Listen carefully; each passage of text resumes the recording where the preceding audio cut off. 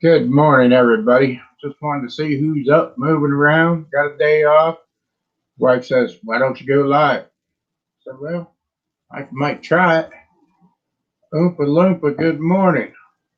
3 a.m. Shoot, it's 5:24 here. Must be having a late night, huh?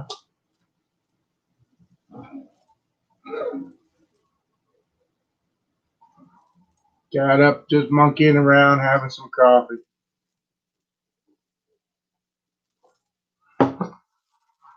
Thought, well, I'll just do an unscheduled live and see if anybody's up, what they're doing. It'll be a boring day today for us.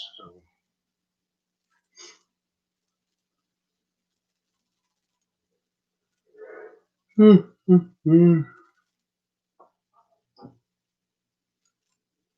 we just try a little pop up and see what happens.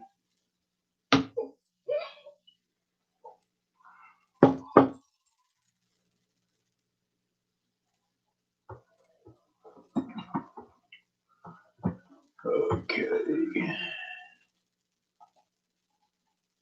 Change that. Okay.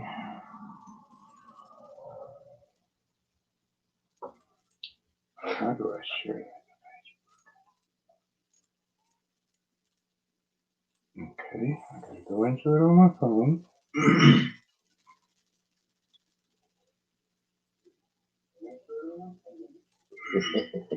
I'll get this thing figured out here shortly.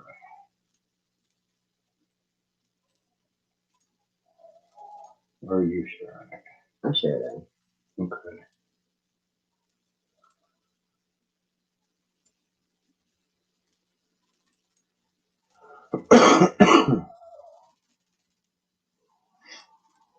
Like that? Yeah.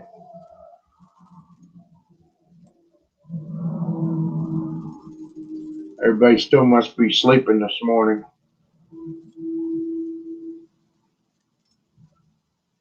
Got 6 people watching now. Anybody wants to come in, more than welcome to come up on the panel. Links out there. Just seeing who's moving around.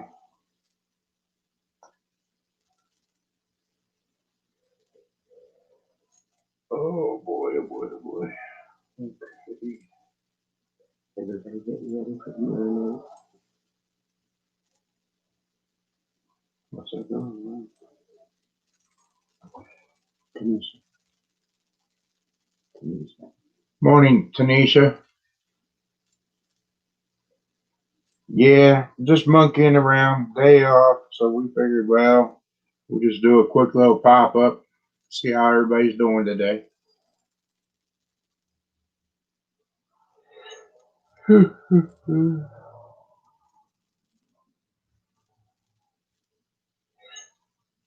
Crazy, crazy morning.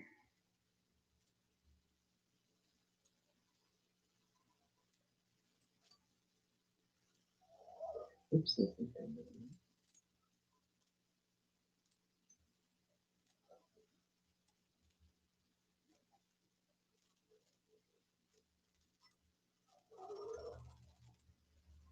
Okay, I shared it out onto Facebook. Go there. Morning, Wayne. So, how's everybody doing? What's your plans for the day? Probably have to go to work. I just got a day off, so A week off. a week off, so I figure, well, I'll just pop in. Usually I do this Saturday and Sundays, but what the heck. And you're early. And I'm real early.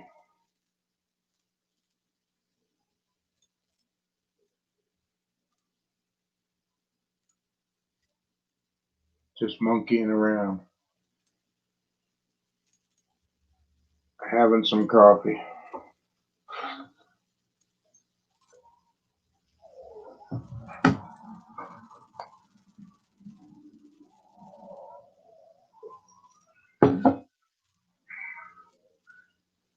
Oompa Loompa's probably getting ready to go to bed 3 a.m. there.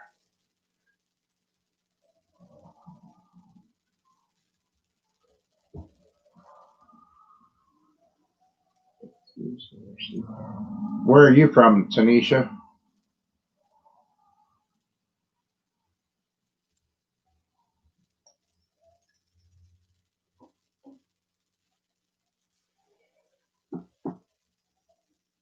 Oh no, getting snow, Wayne. Mixed with rain. Yeah, that's no good. We were supposed to get snow last night. Yeah. She's from Texas. Oh, she's from Texas. Okay. Someone was saying Texas was supposed to get some snow too. I think it was Brandon.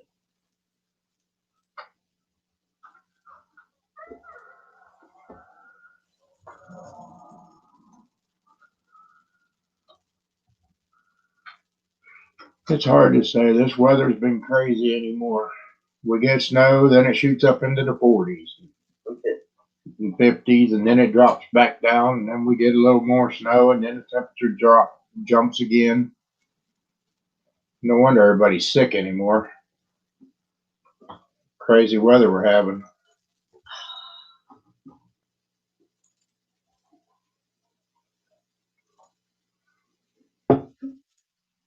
Wayne hasn't even been to bed yet. Haven't been to bed yet. Daggone, Wayne. You work a midnight turn or?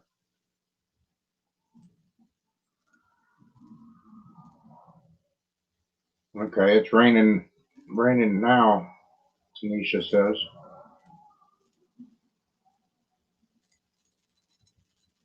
Usually Texas don't see much snow, but they see some ice though, from what I experienced from driving out there.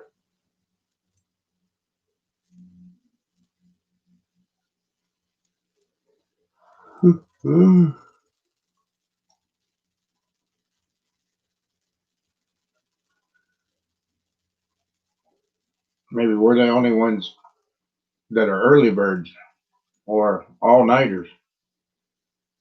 We got about 3 inches of snow and it started to rain.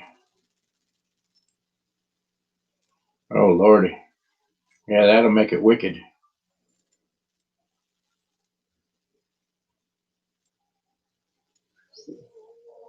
How you doing, Chrissy? Good morning. Just monkeying around having some coffee here. Seeing what everybody's doing today.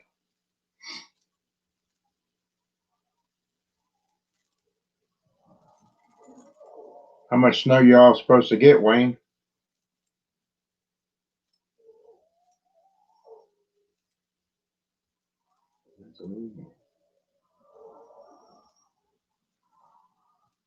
There's Polar Bear Ed. Morning. Chrissy says good morning to the other side of the world. Yeah. Nah, he's retired. Yeah, I got heart condition too, Wayne, and they put in a steel mechanical valve and all that, but I still drive truck every day. Oh, it's 5 p.m., 5:30 p.m. at Five- nighttime. 5:30 p.m. at nighttime. So, Chrissy, is that UK or Philippines? And Tanisha says, yeah, they do get ice. Not much snow, yeah.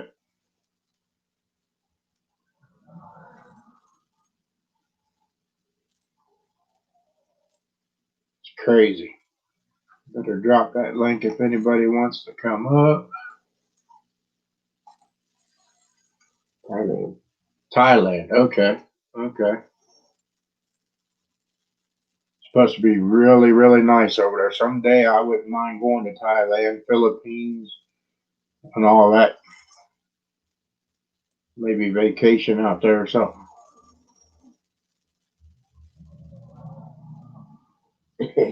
Oh, yeah. Because it's too early. Yeah. Well, I'm going to run and get me some more coffee. I'll be right back. Oh.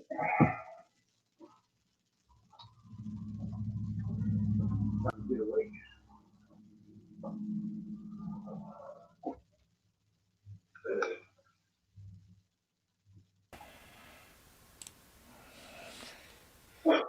Morning, Ed. Morning. We figured you'd be up.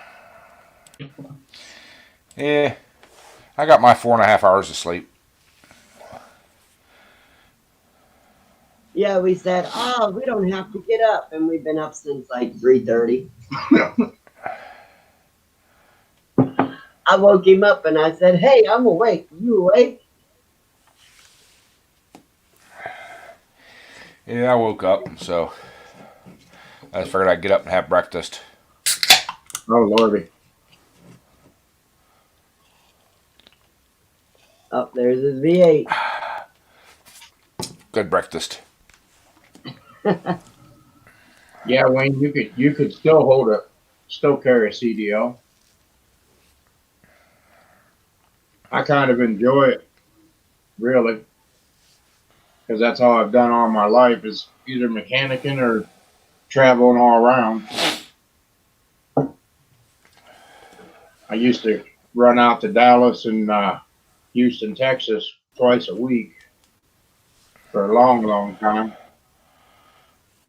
And about three and a half months ago, I was out in Katy, Texas.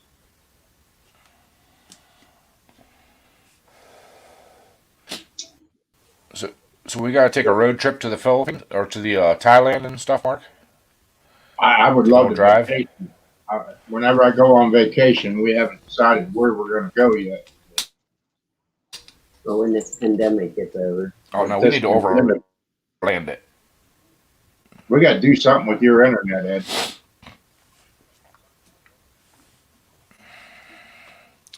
I'm ordering a Ethernet cable today. Oh, okay. I'm ordering an Ethernet cable today.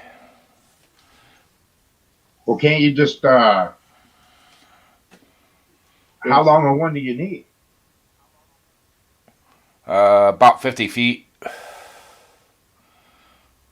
Yeah, I don't know, but I don't think the garage is as choppy as what you are in the house. That's what I don't understand. It's my Wi-Fi. Huh? Don't you still have Spectrum? Mm-hmm. That don't Yes. make any sense. Is the box messing up that you have? You can't go Yes. up and get a new box from them? I just did. This is a brand new box. That's when all this started. I checked back to see when, and about right before my birthday in November, I went up and got a brand new box because I thought, it would extend my Wi-Fi, and it didn't. It's actually my Wi-Fi is actually worse. Huh? I'd be calling and make them send you out a text.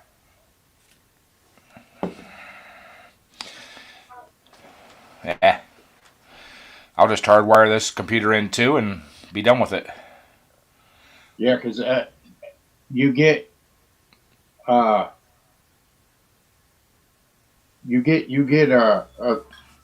part of your sentence out, and you only hear half of it. Mm-hmm. It's going out. Yeah, they wouldn't let me carry hazmat. Yeah, no, I don't have hazmat either, Wayne. Propane.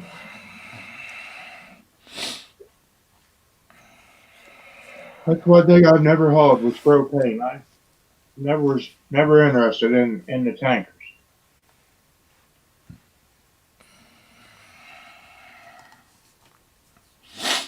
That's everywhere you go. You got a bomb strapped on your back. And we got Sparky in the basement. Good morning, Sparky.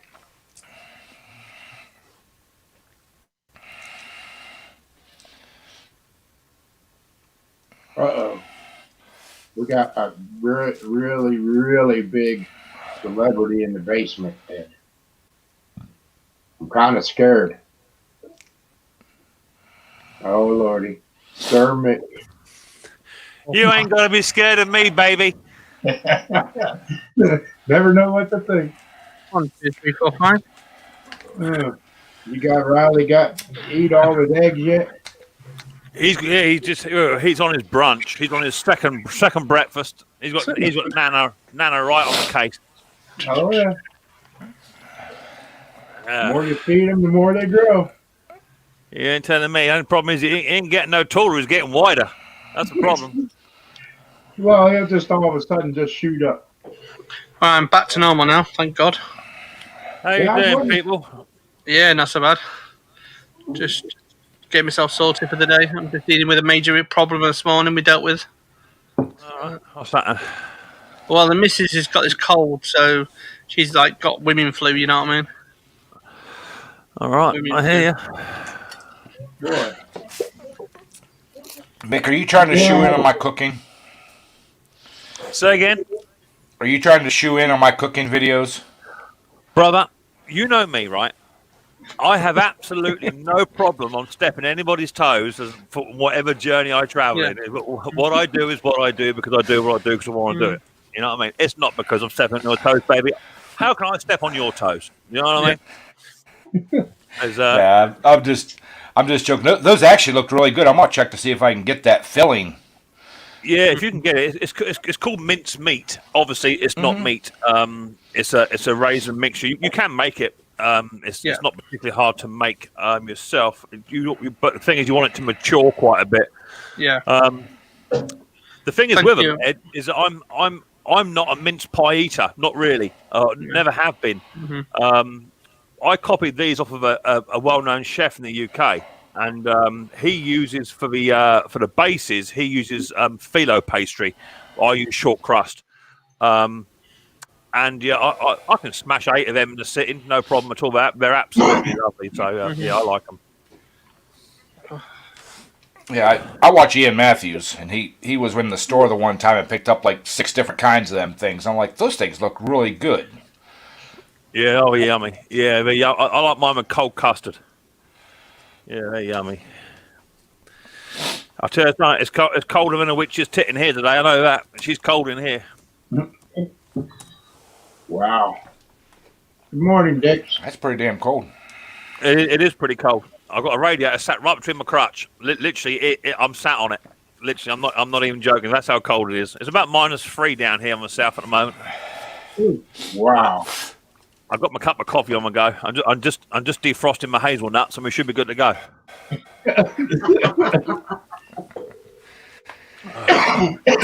So did you all have a good Christmas? You all got everything you wanted, and you all spread lots of happy and cheer? Oh yeah. Oh, yeah. Good. That's what I like to hear. That's what I like to hear. What's going on with Sparky over there? No, it's just the postman's just been. They've just brought me a Christmas present Oh, from the US. So yeah, nice. I might have put on my welder's gloves a minute. It's that cold, I'm telling you. Yeah, finally got the one package from the US. Finally, 3 weeks later. yeah. The US Post is smashing it. Absolutely ruined. Yeah, in fact, I'm waiting on some documents, and they said they mailed them on the 20th, and I've still not received them. Oh, I wouldn't mind quite so much, right? But for what the US charges to ship it from the UK, you'd think we wouldn't have a problem, do you know? But it just seems to be everything coming from. I know that Steve Small Engines has sent Riley Boy a parcel. That was 3 weeks ago. That ain't turned up.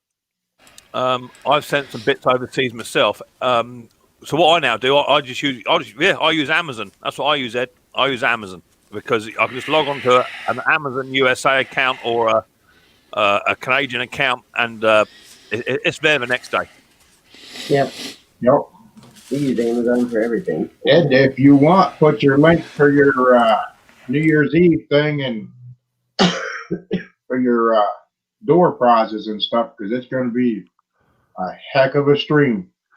Oh, is that How long is ago- that Ed's bash? Is it Ed's Yeah. New Year's Eve bash? Yeah, I did Yeah. see it advertised on a few platforms. If I'm up and sober and fully clothed, I'll try and make it. But there's I can't guarantee nothing. So You don't have to be silver, because I'm sure Yeah. there's going to be a lot of that going on New Yeah. Year's. I like to get naked when I'm drunk. So it's No, you got to weigh it up. no. All I can tell you is, we've got no New Year planned. We've got no Chinese open. Got nothing open. So I'm going to cook a nice curry, Ruby Murray, for that night, and that's it really. Why I'm going to be there, Ed. Why is there no Chinese is open? They're not allowed to. Our council closed it all. Really? Yeah. Wow. Well, your The council council won't. closed every takeaway possible because they're saying that because the people are hanging outside the doors, everything. They said no, we're going to close it. The council made the final decision last week, and Your council want to check up from the neck up.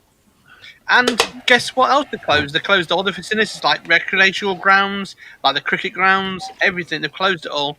They don't want people outside, basically doing anything.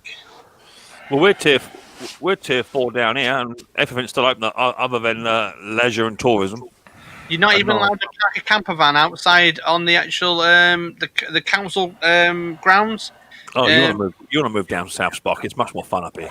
Yeah, well, I would do. But yeah, other than that, what I was going to say, everyone's going to be in tier 4 by the end of the day anyway. Everyone's going to be into lockdown by the end of the day. Is there an update today? Is there? Yes, yeah. Now Oh. it's on now. It's on the Oh, news yeah, now. I shall await my fate. Yeah, well, I said that, but the problem is, they're saying the non-essential shops should stay open on tier 4, but they're trying to say now. This is what they're trying to say: is everything should shut except for the basic shops. So this is the standard. Go out but stay in. Yeah, If you can't stay in, go out. yeah. Ed, did I do everything right with that one? I commented on Ken's stream. I commented on your stream. What else do I need to do on yours? That's it. Be subscribed That's it. to my channel. That's it. I wouldn't worry Okay. too much about it, Sparky. It's all going to be rigged anyway. I'm I going to know. win the Tell lot, me about it. and, Yeah, Ed's going to make me win the lot. It's a done deal. I won't worry about it. yeah. All right, Chrissy, thanks for stopping by. Could do with a nice Amazon gift card. You know what I mean? Right now, to get the missus a nice little present to say to get well soon. You know what I mean? Oh dear, I've had enough Well, today. everybody should have a really good chance. I think at last count, there's either 15 Hey, or you're 18 cutting out, card. Oh, You're your cutting out, Ed. your internet is absolutely shocking, Ed. Yeah, it's messing up big time. That's what we were He just needs talking one of about. these things to stop you cutting out. He needs one of these bad boys to stop you cutting out. It never used to be that bad in the house, Ed. No, It never used to be that bad. In fact, if anything, it was always more glitchier in your workshop, and your workshop's better now yeah, than Yeah. your house. Somebody in the US sent me it brand new, and I said I'll take it, no problems at all. is that one of them wireless routers? No, it's basically what we can do is I can have me sound effects on one side, music on the other side, and it stops the internet crashing my side. So Okay. you've got like a big microphone and big Oh, everything. you're far too fancy for me. I just want to plug and play. You haven't I seen don't wanna- nothing today. This is the setup now. It's I don't finished. wanna- Oh, I can't be doing that. There's one I mixer can't- there, I can't. and there's one mixer you, need underneath to get there, you need to get yourself a hobby or do something. You're far and then too the sound effects mix in the middle. No. Nothing Well, wrong with Not it. me. Plug When it in, you- turn it on, rock and roll. That's me. Yeah. When the UK crashes and the power grid is gone, everybody's going to Sparky's because they know what crashed it. But it works fine. I mean, the thing is, you've got to remember this thing. You know what I mean? You've got to remember this is what it sounds like. You know what I mean? You know what I mean? But then if you go really want to go, yeah, this, like this, you know what I mean? To be perfectly fair, perfectly fair, you was more annoying just your normal voice. You know what I mean? I'm sure. Thank you, Mick. Welcome. You know what I mean? Yeah, I am the DJ, and I'm in charge. Oh, see, I've got all sorts on this one now. It's all set up like it should be. Oh boy. That'd be fun. He got Oh, too we're in much time on his hands. I can't be putting up with that. It's the lockdown fever. Well, I think you need to go in intensive care. This I is can't nothing. be put up with This is nothing. This is all set up perfectly, studio ready now to go. So, what's the structure of your rock and rolling party, then, Ed? What's the structure going to be? Is it just going to be just hang out, chill out, and get drunk and fall off your chair, or what's it going to be? Basically, Pretty yes. much get drunk. Yeah, fair enough. I Yeah. can go with that. And What that- time that- in the UK are you going to do it? What time is it your shows in the UK? What time is you going to do it? 11 o'clock in it. Kick off. 9 Yeah. 9 p.m. Eastern time here. So it's 9. by 11, Oh. 11, yeah. No, by 11 maybe hours. late. Maybe later than that, won't it? Yeah. 9 p.m. That's about 1 Well, o'clock. what in the time, morning, what time is it there now? 11 o'clock. It's 11 o'clock. Okay, it's going on 6 a.m. here. Right, yeah, will be. Yeah, it's going to be at 2:30, 3 o'clock in the morning, Ed. I'm going to be drunk. I'm going to be gone. I'm going to be hanging by the ceiling with a pair of high heels on. I'll be fine. I'll be up. He'll be up. Yeah, it's I'll gonna always be. be up. I'll always be up. You know what I mean? I'll always be up. For the Mrs. life. P, Mrs. P will have me tied up, beaten up, and all sorts of stuff going on. It'll be a right funky night going on in my house. Oh Lordy. Well, sometimes it's the best for fun you need in your life. You need a bit of fun and laughter. Yeah. I mean, I think you've been smoking something real funky as well. I think you've been doing sparky. No. I don't smoke. I don't drink. I don't take drugs. I just enjoy life.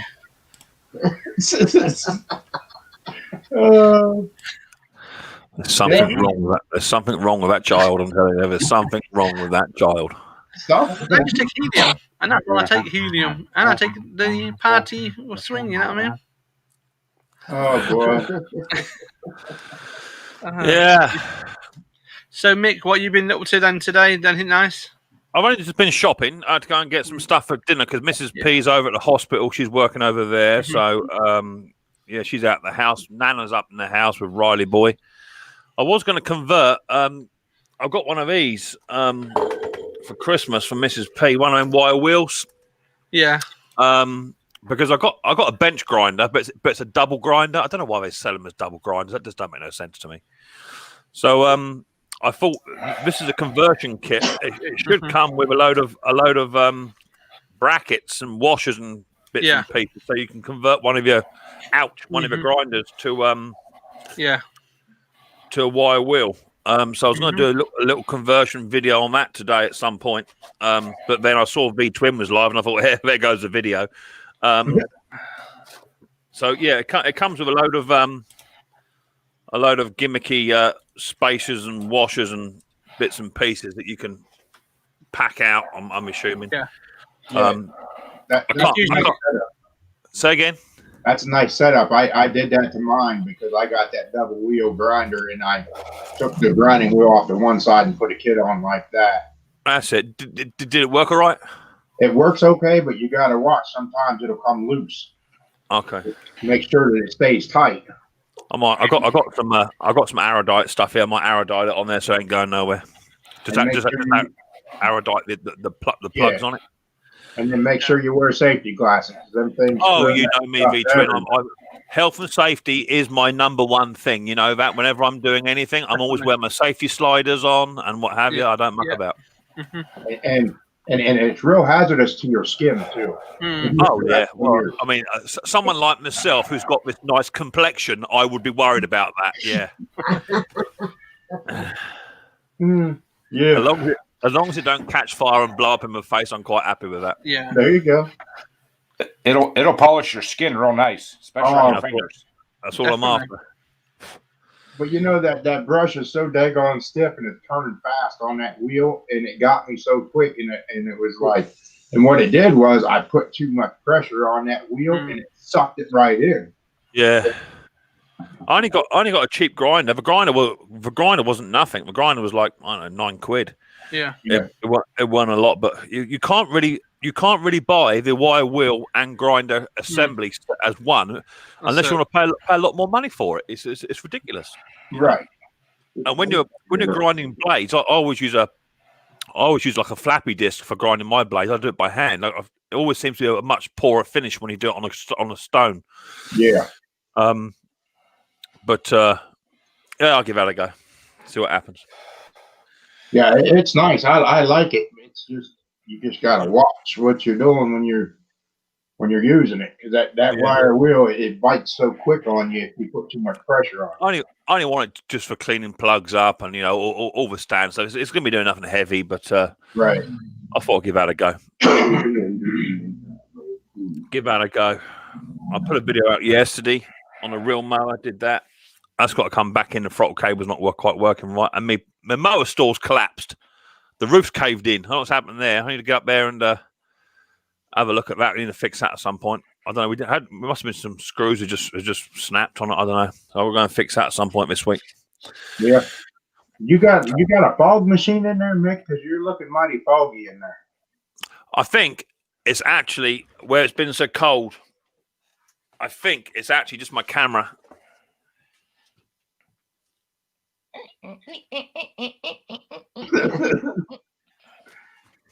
Yeah.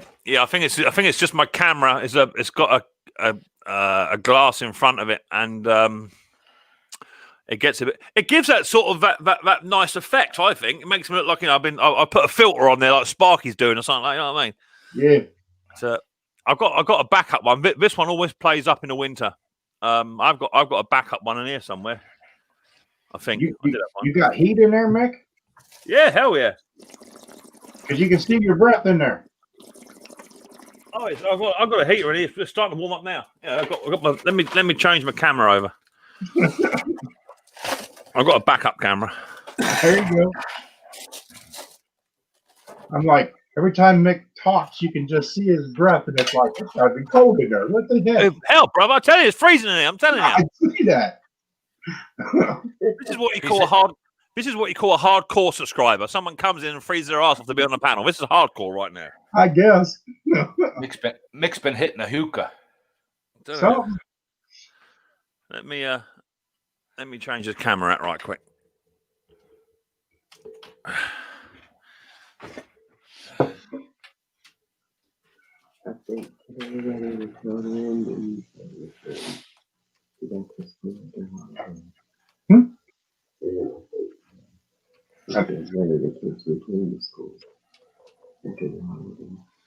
holy smokes.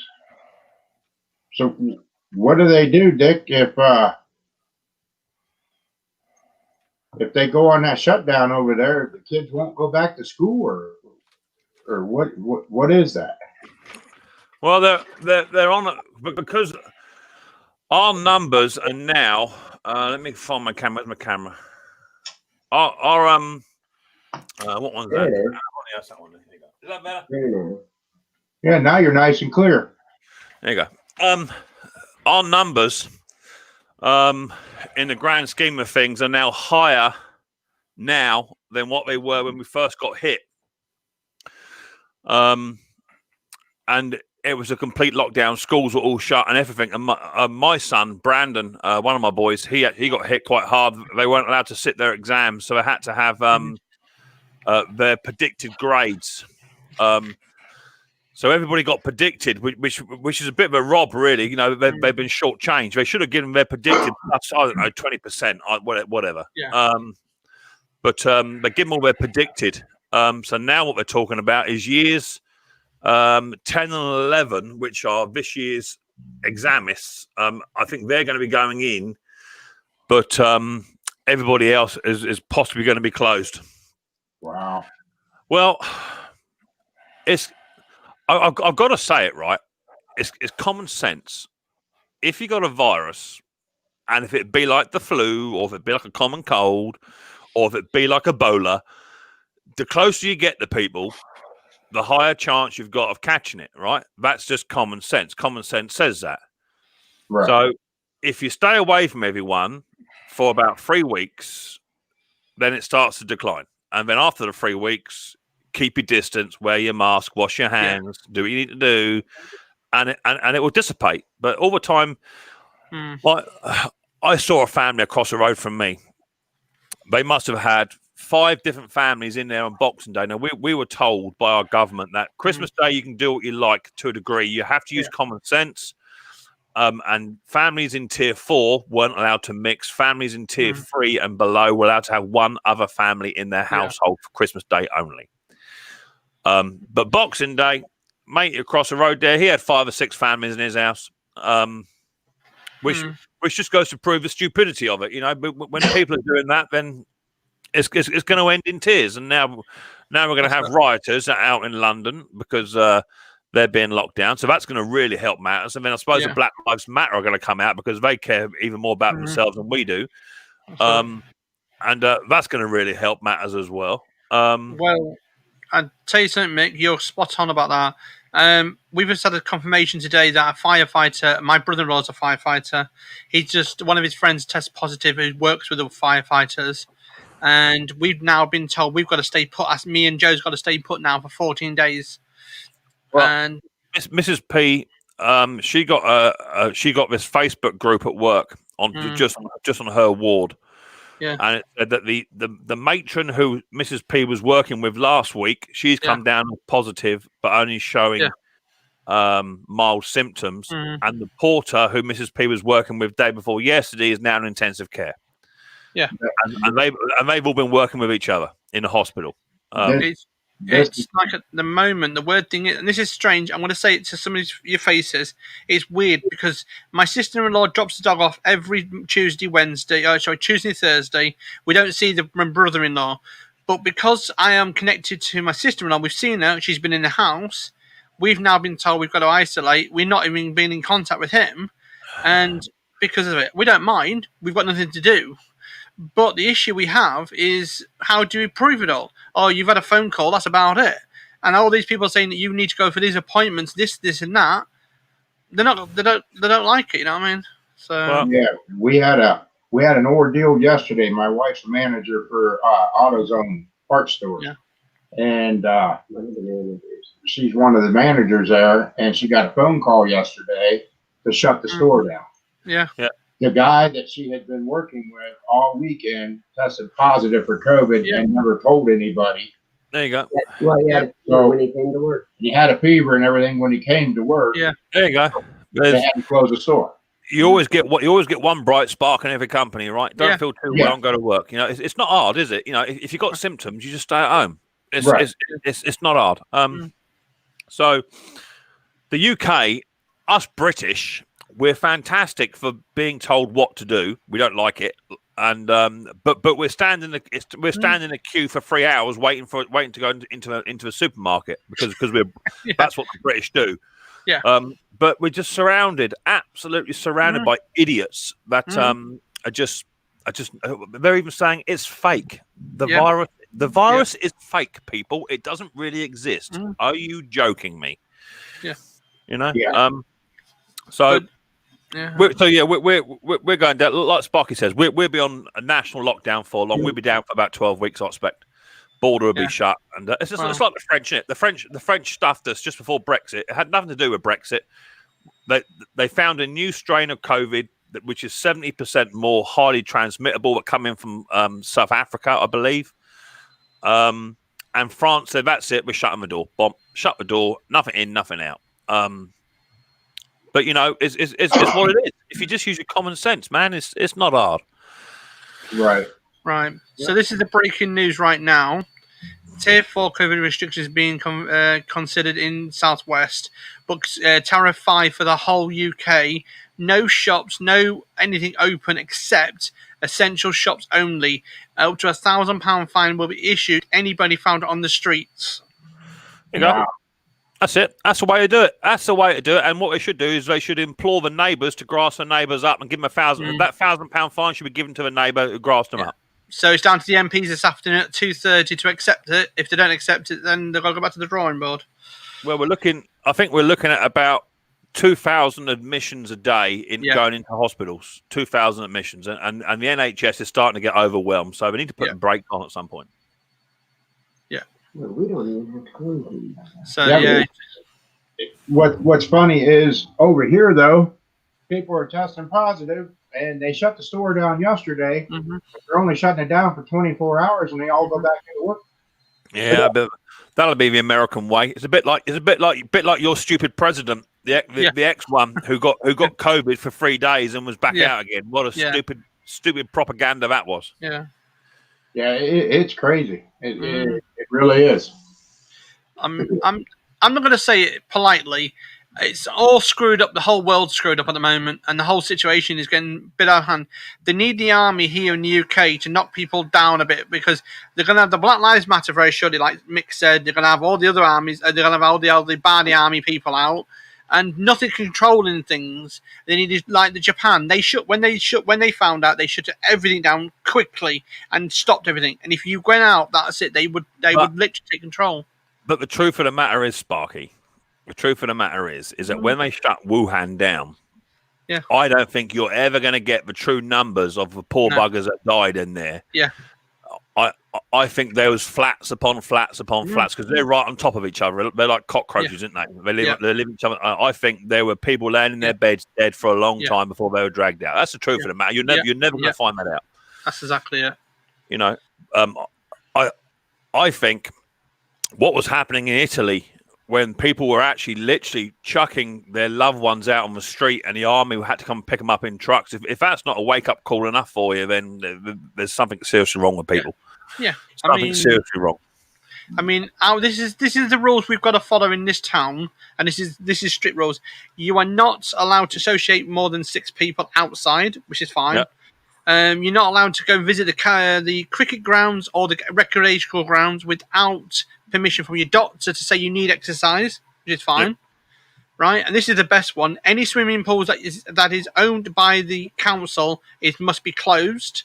Any gyms that must be closed, owned by the council, and then we'll only open them to the doctor's letter state that you need proper exercise. All the time you have a virus and you have an economy that is on its arse. Yeah. What they're trying to do is jumpstart the economy. That's what they're trying to do. And unfortunately, you're gonna have to take a kick in the nuts, because you can't have both. No. I know that when America was down, then poor souls in New York City, and poor souls over there.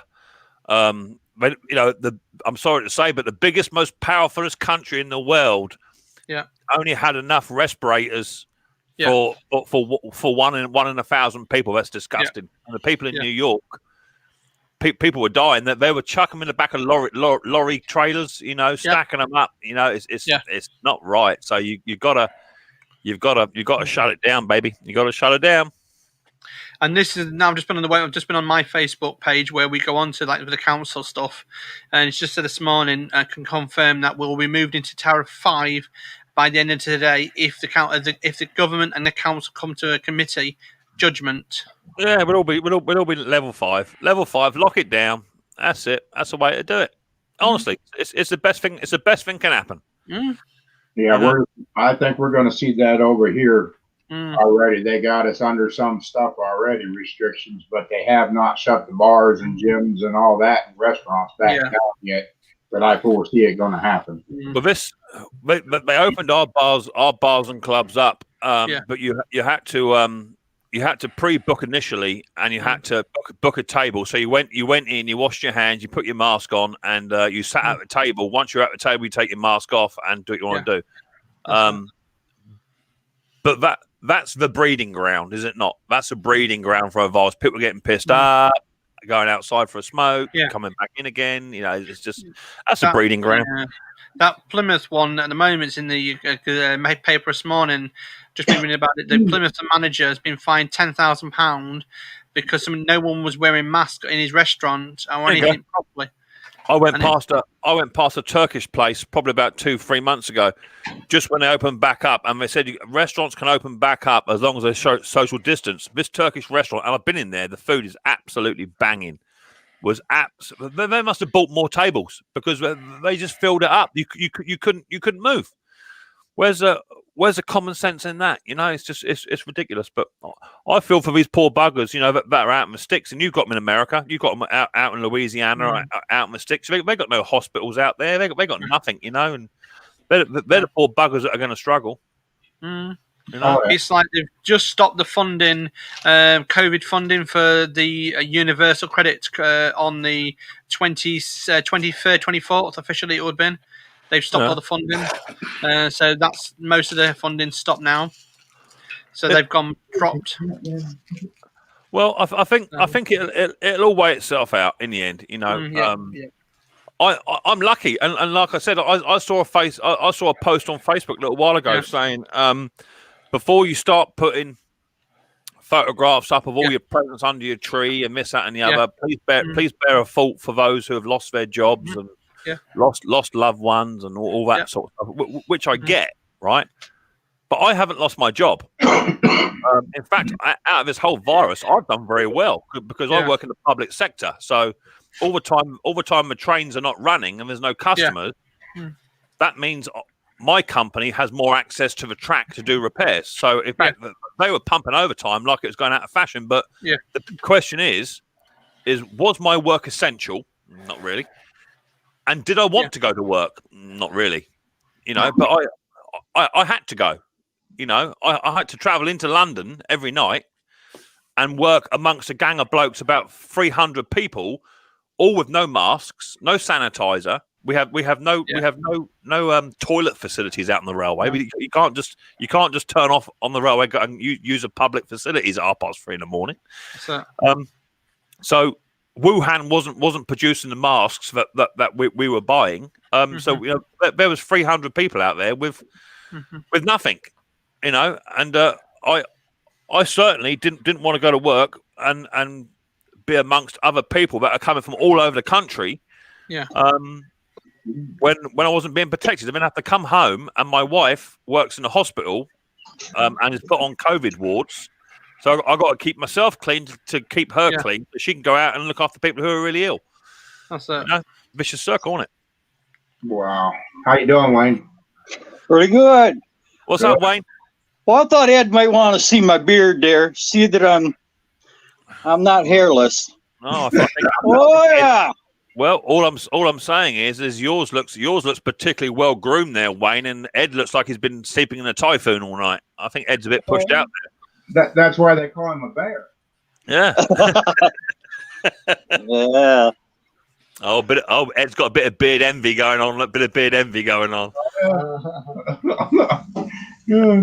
Well, don't you have COVID's not been that bad here. We've averaged maybe one to 2 cases in the county. The thing is, Wayne, is that you may only have 1 or 2 cases, but at a flick of a switch, with the wrong gathering, you'll be eating your words, won't you? That's a problem. You know, you get a few idiots not do it, and you're buggered. Well, what it's been doing is it's been hitting the big cities, not here. I mean, I think we total in Tuscola County we've had like 8 deaths. Yeah. Well, on the grand scheme of things, Wayne, what is your hospital facilities like right in your area? Have you got good hospital facilities, or are you got to go quite away? No, we've got 5 large hospitals within 20 miles. Are they all 20 miles? Blimey. Where are you located at, Wayne? I'm up in about 30 miles east of Saginaw. Okay, up in Michigan there. Yeah, but everything up here is flight care. Right. We can have a helicopter landed and pick somebody up and be to the hospital within 15 minutes. Wow. Yep. In the grand scheme of things, Wayne, that's sorry to say, but that's quite poor. You know. I know it don't. Well, I'm kind of used to it. You know. I'm not knocking it. It's just a way of the setup. My nearest hospital is 4 minutes away.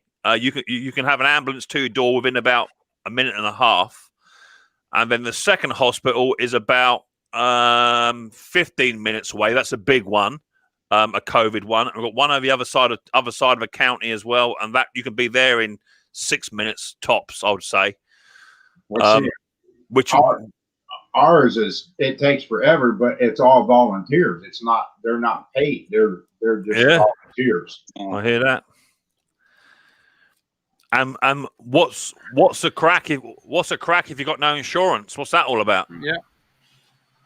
You got to have individual insurance. We don't have anybody paying insurance bills. We have to carry our own private insurance.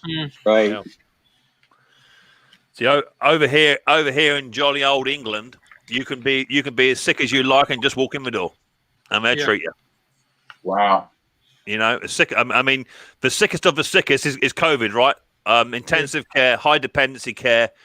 I think you're looking at about £35,000 a week, just to be ventilated. And Ed, you can come over here, get sick, and walk straight in. Walk straight in. That's it. You know, it's crazy, but hopefully none of us will need the facilities. Well, the nearest hospital we've got is across the road. It's a triage unit only. There's nothing major with it. And then the nearest one after that is 2.5 hours away then. And then if there's anything else, then it'd be Medivac out. And that's why you don't want to be sick down your neck of the woods, Sparky, because you got nothing down there. No. Most of my family, I believe, has already had the COVID. We had it in late November of 2019. Yeah, makes sense. It was an unexplained virus that was going around. Doctor said, well, we don't know what it is. We don't know what it is. I had it for 6 weeks. Yeah.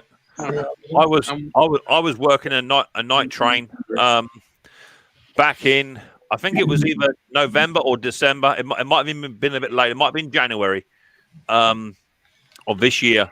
I was really ill, and I don't do doctors. I don't do hospital. I don't go into a place to pick someone else up. So I was driving home, and it was cold. It was as cold as it is now, and I had to wear a face covering just so I could talk, because I couldn't even get a sentence out. And I had real tight chest pains and really, really lethargic. And I thought I might just pull into a local A&E and just get a checkup, you know. But I'm convinced that was it then. I'm convinced I've already had it myself. It depends on the person. My wife had it, but my mother-in-law, which is 90 years old, caught it. But she has no medications that she takes, and hers was a cough for about 2 to 3 weeks, but like mine was a lot worse and deeper. But the wife got it from us, and hers only lasted 2 days. Yeah. But she's healthy as a horse. She walks 5 miles a day. Yeah, that's just it. The ones that are staying active and everything are generally the ones that fight it off a lot better. But generally, the people that already have existing problems is really getting hit hard with it. It seems to be over here in the UK, and I'll say it without trying to make any sort of prejudice about it. It seems to be it's affecting the coloured gentlemen and ladies more here. I think it's just historically they didn't have the vaccinations, or their parents didn't have it, and the immune systems are not quite so tough compared to the native UKers. From what I'm seeing and from what I'm being told by lots of healthcare people, because my missus is in the know, is that predominantly 80% of the people are from Asia, Pakistan, and what have you, who are UK residents. They're the ones that are getting really, really sick. Right. Because they've not had the jabs and what have you, you know. So I'm not quite sure. Are they rolling out your vaccine yet over in the States? Yeah. Yeah, the first responders, the frontline workers, they're vaccinating all of them and everything. Yeah.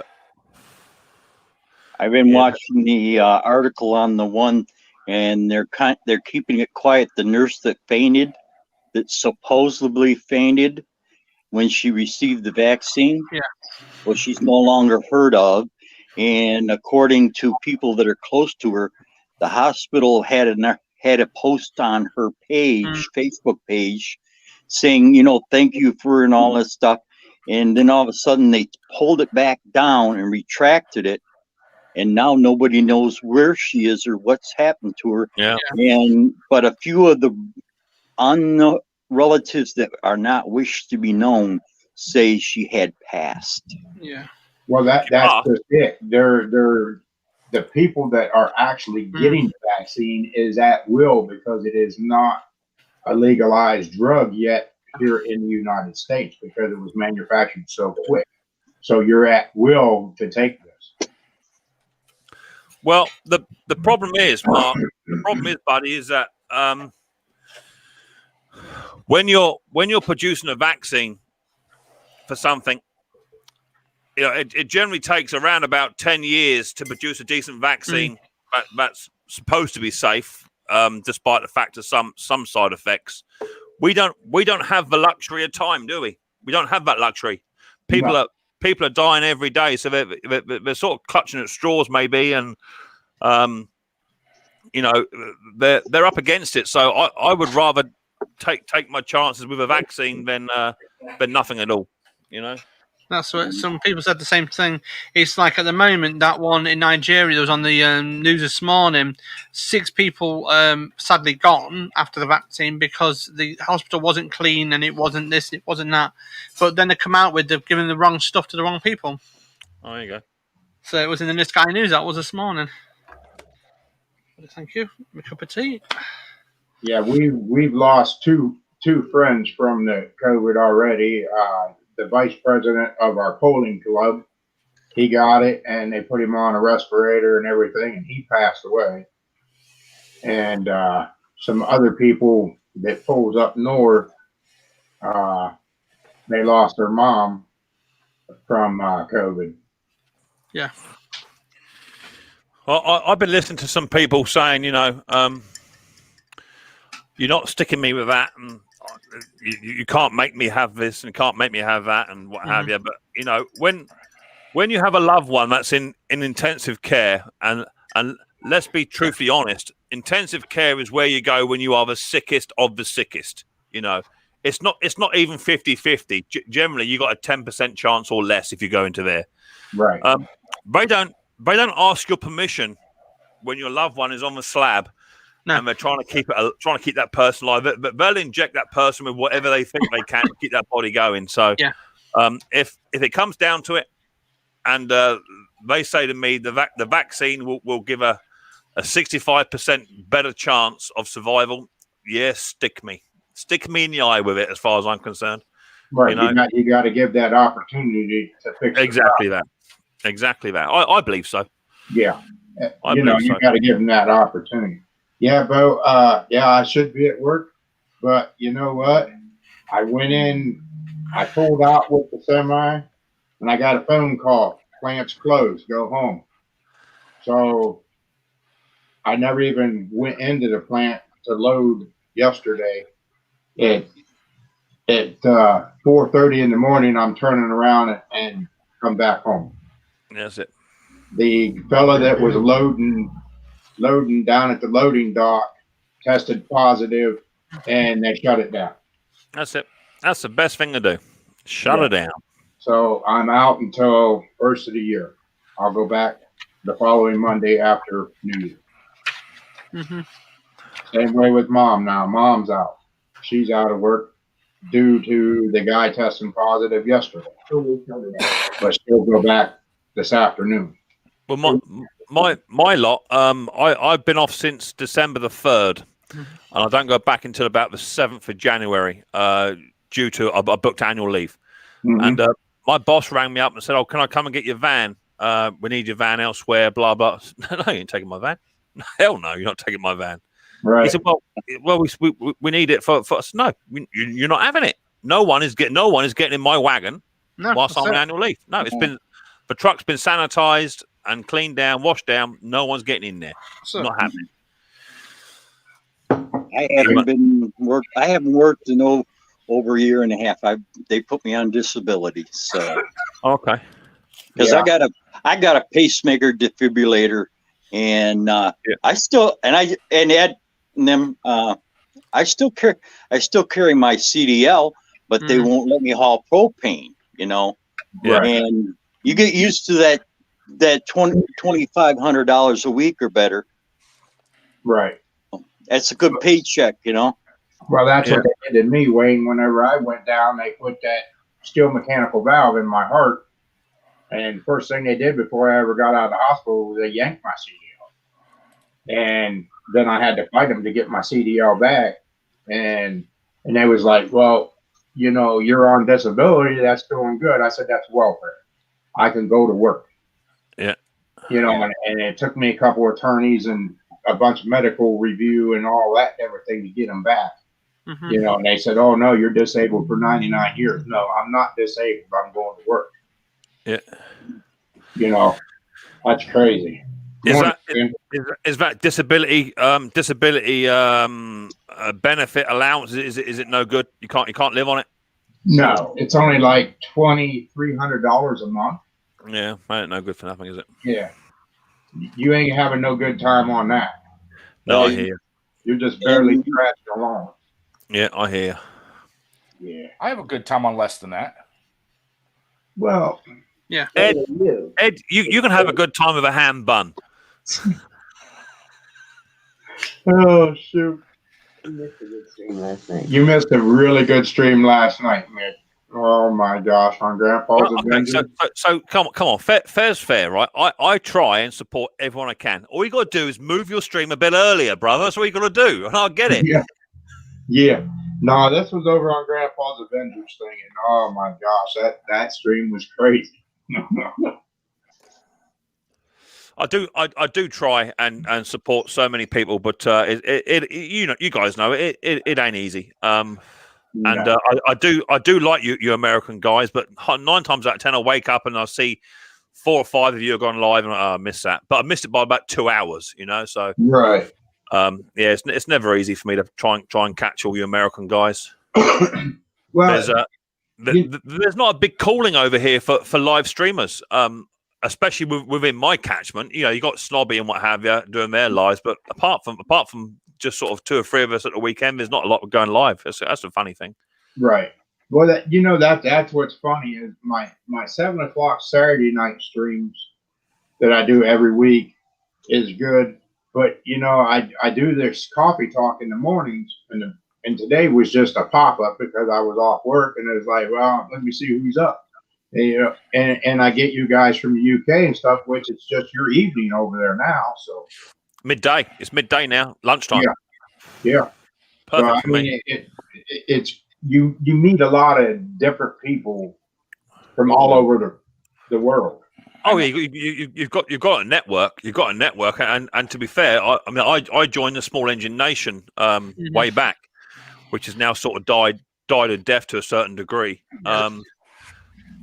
Back in the day when that was rolling, that was really good. You had some serious live streamers going on, and it was a good crack. But hey, you know what? I just got, in fact, talking about the Small Engine Nation, I just got a text from a Kathy Durbin.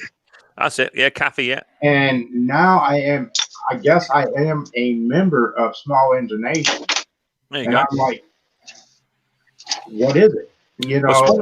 Small Engine Nation. There's a hangout group for the Small Engine Nation. There's about 70 people 70 to 80 on there, all over the world, all small engine nuts and what have you. And the idea is just a hub, just to communicate, network, support channels, help each other out, change spare parts, and swap bits over, and help each other out, and just have a good time. That's what it's about. It gets a bit political from time to time, as all groups do. But there used to be Ed used to go live with Tractor 5474 and what have you. And Nathan Go-Kart's Gone Fishing was going live, and it was a really cool weekend place to hang out. Is that Mr. Briggs making that noise? Yeah, Mr. Briggs, he's sharpening his teeth. No, Mr. Briggs is lowering a landing gear on a dolly. That's mighty noisy too. It sounded like you were grinding your teeth. Yeah. Want a bit of hay. I like that. Nope. Okay, Ken, you're a member of the Small Engine Nation. Okay. Well, I Yeah, don't me think too. the ever followed was Ed and Twisted R Racing. Oh no, there's about 70. Yeah, there's one there. Look, there's one of the presidents. Nate from Go Karts Gone Fishing. He was president of Small Engine Nation. Who? Nate was the president. Yeah, Nate was the president. Yeah, he was president. Yeah. Oh, okay. Ed was the enforcer. Okay.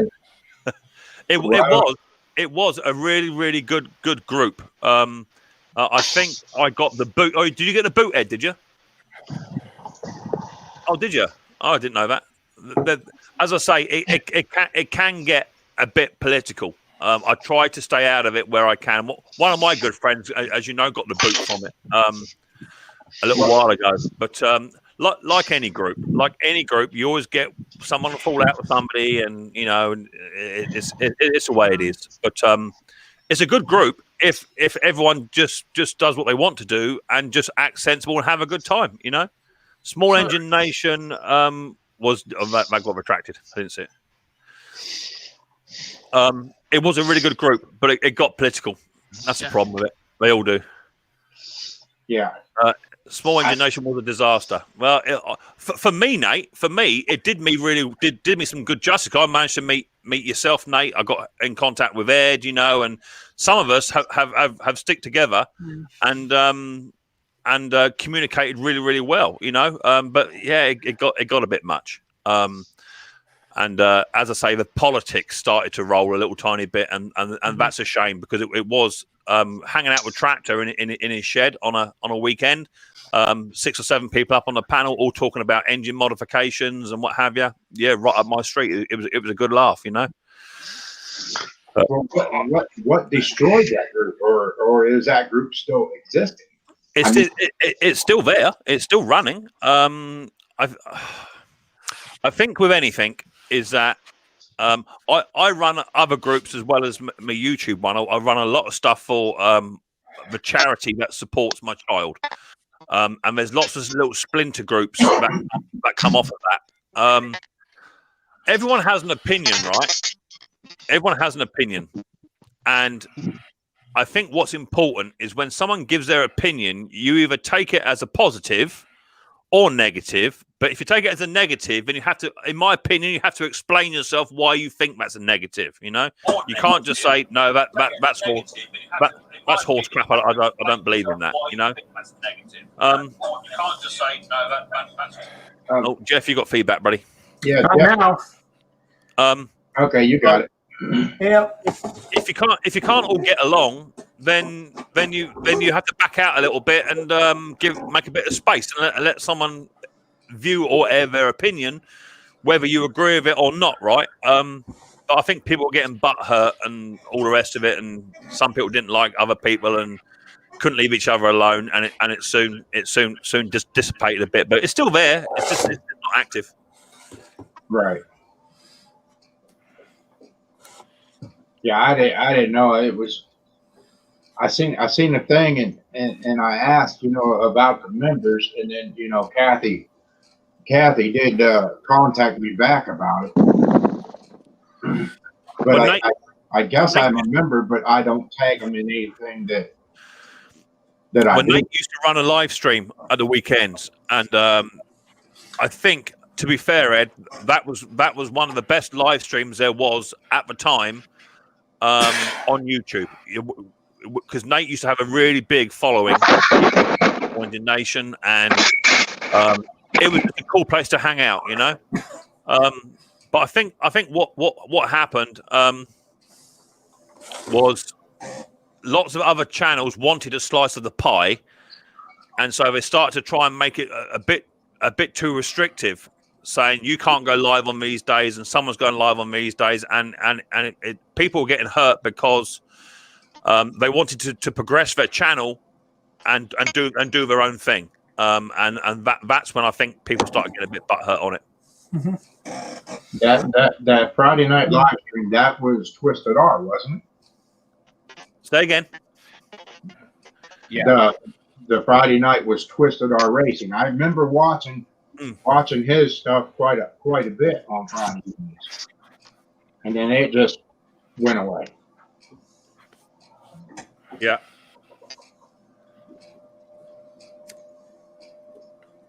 Yeah, the Friday night was Twisted R Racing, but we would share it. You know, a bunch of us would go in, and sometimes it would go 4 or 5 hours. Yeah, and you know, it was a really good time. But when there was drama, and you stayed friends with people that left, you kind of got booted out too. Yeah, exactly that. And I made my position very, very clear, Ed, when Doug got kicked, because Doug, I'll say it how it is, because Doug supported a channel that wasn't liked by others, because there was either drama going on or there was hate going on. People were being booted because they supported another channel. And as you know, if this morning I was going to go live, right, Mark? That was my intention, go live. I set my PC up. I see you was live, so I thought, we're not going to step on your toes. Rather than step on your toes, I'll come in and see you. Okay. Right. I could have just hit the button, gone live myself, and maybe 20% of your crowd will come over to me. Right. You could have been thinking, well, that ain't right, Mick. You've taken a bit of my followers away, and I maybe got a bit butthurt. What you could have done was email me out saying, Mick, I didn't know you were going live, mate. Maybe we have a chat about it. The reality is you can push your live button whenever you like. Right. Same as me. Right. But I would rather not go live and support another channel and have a laugh and a joke. And people were supporting other channels when other live streams either weren't live or were live, and people were getting butthurt over it. Right. That was the thing, and I can't condone that. I support who I want to support, and that's it. Right. Right. So basically, then they was just dictating on pretty much what you could or could not do. Some of them were, and when choices were being made about the group, the choice was made very quickly by very few, and the rest of the Small Engine Nation group didn't get a say. Okay. All of a sudden somebody was gone, and you're like, well, where the hell are they gone? So you went over to see them, support them on the channel, and then you might have got an email saying, hey, what are you doing over there? Well, because I wanted. Yeah. What right do they have to send you an email like that anyway? I mean, that's what this is all about. Everybody supporting each other's group. Just because somebody don't like this person, you don't tell them, hey, you can't do this. I don't even consider it support. If I want to come and hang out with someone, have a cup of coffee and a smoke and chill out a bit, that's what I'm going to do. Right. So, see, I don't even run any videos on mine. I got a channel, but I don't run no videos. I don't run nothing. I just come in here to support you guys because I enjoy what you're creating and what you're putting out.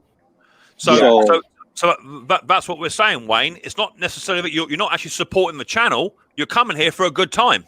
Exactly. Right. I support the people that get good content. Yeah.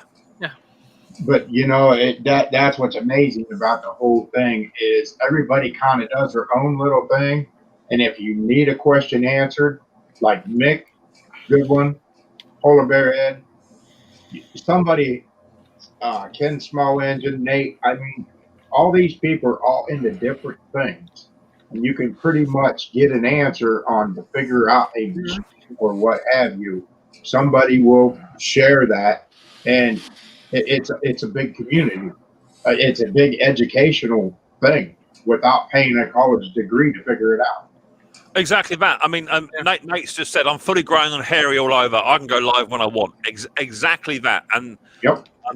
That's one of the main reasons why Lucky was booted or asked to leave or was taken out of a hangout, was because Lucky, as we all know, is a bit of a YouTube slut. He goes live 15 times a day, and he runs grow streams, and he runs swear streams. He does what he wants to do to progress his own channel. And I think when when Lucky was told he can only go live on this certain day, he was like, "No, if I want to go live, I'll go live." You know, Right. whether it be on someone else's toes or in front of someone or whatever, it's what it is. You do. I run my channel how I see fit. It's my channel. It's my name above the door, and I will run it. Yeah. You know. Right. And that's just pretty much it. You know, everybody, like when I went live this morning, I went and I checked to see who was live. I didn't see anybody. And I was like, okay, I'll just do me a little pop up here. And I was checking back on videos that people has downloaded and that I hadn't seen yet and stuff. And I checked into all that. And I watched one of Mick, I watched one of Ed's this morning and everything. And I was like, well, may as well just do a little pop up and see who's up, see what's going on. Exactly that. And you're doing it not just to progress your channel, but you're doing it because you want to sit up here, have a morning cup of coffee with someone, and just relax and chill out. You know, that's what it's all about. But it's the same. It's the same with any group. It's the same with any group, any cluster of people. Unless you have a definitive management system in place, they're the ones that, in my opinion, the management of groups should have no say over what is happening in the group unless there is a problem. If there's a problem, that managerial structure should then step in and say, look, you know, guys, you got to calm it down a bit, or you know, you need to sort your shit out because we can't have this. But there were decisions being made, bang, like that, and people are just being taken out. It's not right. Right. But you know, it's like I said, you meet people from all over the world. You get all kinds of technology and stuff, learning from one another, and it is unbelievable. Yeah. You know, but everybody so far, I can honestly say, everybody has been real respectful to one another. You know, and it is what it is. Yeah. At the end of the day, Mark, if you went live and I went live, people have the choice to go wherever they want to go. Right. It don't make my channel any better than yours. People have the right to do what they want to do, you know, and you can't have people telling people where they can and can't go. Yeah, exactly. That ain't right. That ain't right. Yep. Yep, you're right, Ken. Share it out there. You don't need to stop it. You're really not interrupting. You're just putting out knowledge that you have, your opinion. And there's a lot of different opinions on a lot of different things. That's just the way it is. Hello, Moa Detective. Good morning. Good morning, Ken. I'm here. Just somebody sent me an email. I've just got to reply back to. Oh, I thought you were going to start snoring there for a minute, Sparky. Somebody sent me a stupid email, asked me a question, and I just answered it. And they said me, what? They don't understand still. Yep. You about done there, Scott? He ain't got no volume. You see, the other thing is with a lot of the groups is that everybody is pushing to get to that magical number, you know, and what people don't realize is that even if you get to that magical number, but still don't make your views go up, because you've got to put the content out. You know, you put the content out and you reap the rewards, but there's a lot of hard work involved, and people I think were whinging because they weren't given no platform space to make their channel bigger because their numbers are low. Well, your numbers are low because you're not putting content out. You put content out, there's more to life than the Small Engine Nation. There's a whole world out there, right? And to make your channel grow, you got to put the content out. And like Peter says, I so often flick between streams. I do exactly the same. If somebody's live, and then a small engine bloke goes live over the top of him, I'll go where the small engine bloke is. You know, rather than watching someone sew a seat up or whatever, I'll go somewhere else. Right. You know.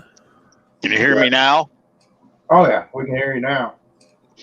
You about done, Briggs. Oh yeah. No, I think a lot of these guys come on these streams. Like I had someone actually complain one time that I don't go on mixed stream enough, or I don't go on yours enough sometimes. You know what I tell them though? But you got to understand my schedule.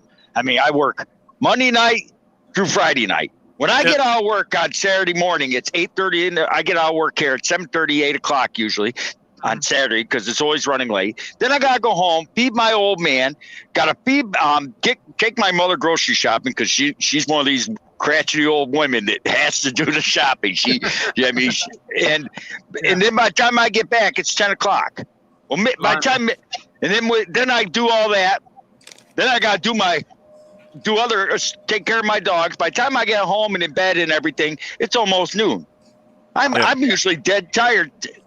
You know, it's not that. I mean, because who would want to ignore a mix of Comedy Central with a British accent, the old Mick?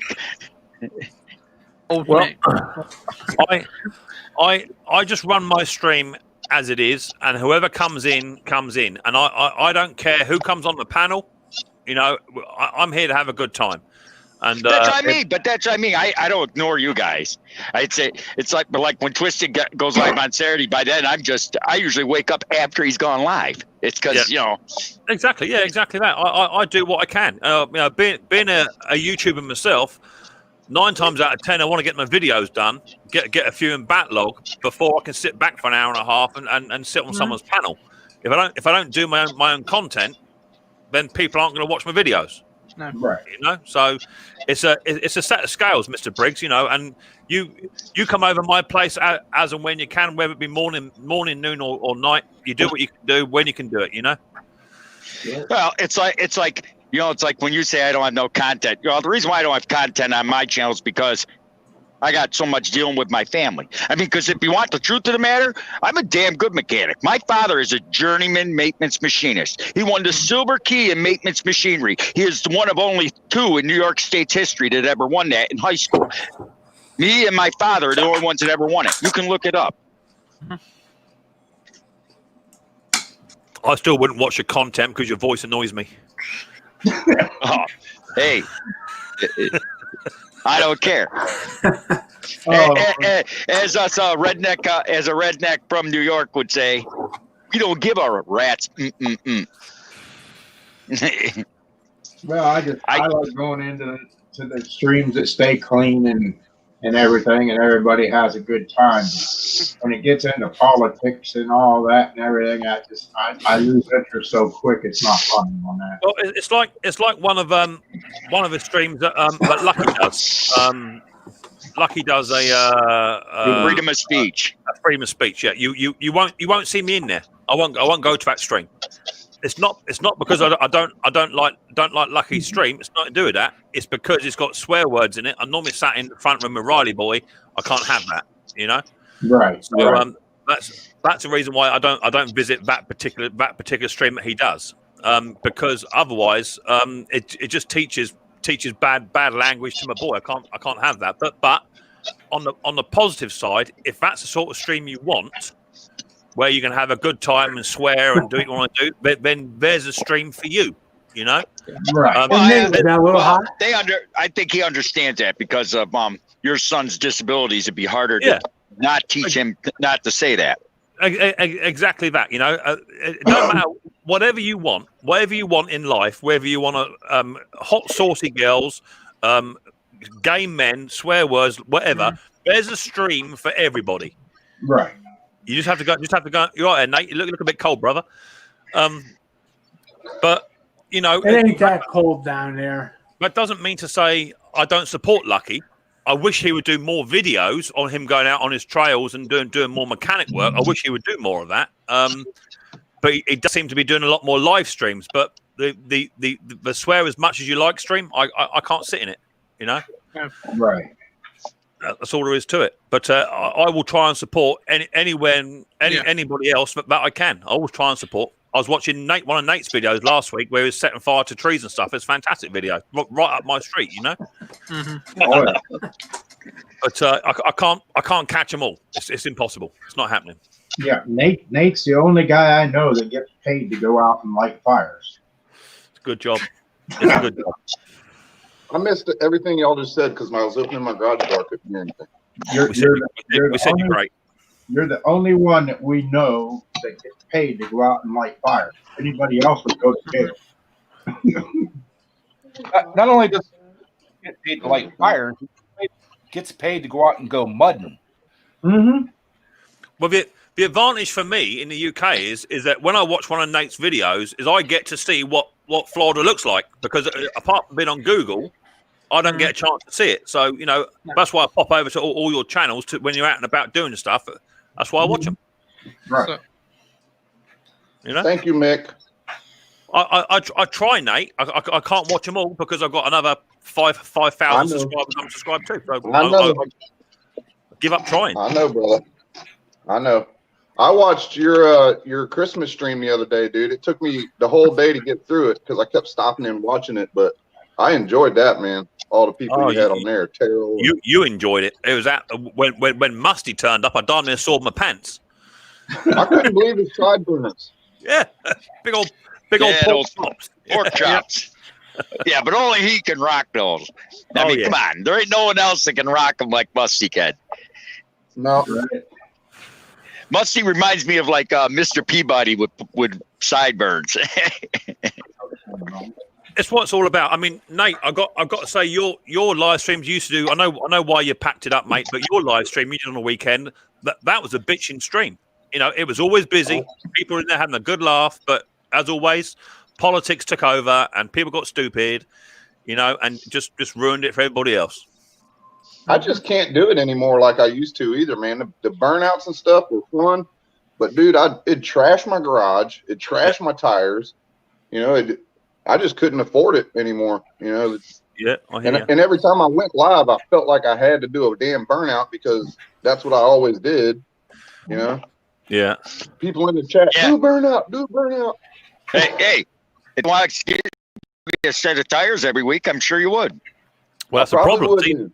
That's the problem. Nate was going through tires quicker than he was going through carburetors. Exactly. Right. But what I will say, Nate, is you had a good following, despite the people wanting to see burnouts and stuff. You always had a good following because your content on your live stream was always good. And when it come out, you weren't doing no more. It left a bit of a gap. Isn't that messed up too? I mean, I helped a lot of people grow their channels. Pretty much nothing. Where are all these people now, man? Yeah, Ed's like one of the ones, man. I hear you. I hear you. For instance, we were talking about Stacy earlier. Me and Ed, man, we used to run his streams. He wouldn't even be there, and we got him up to 1,000 subscribers. Where's he at now?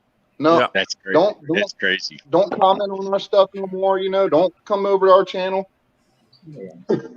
Well, like I was saying, people were pushing to get to that magical number, but unless you're putting the content out there, no one's going to watch it anyway. No, it's as simple as that. It don't matter how good your thumbnail is, or it don't matter how good your video is. If you don't put them out there. Morning, Jimmy. Morning, all. Jimmy C. Morning, Jimmy. See, heavy hitters are up bright and early. Yeah.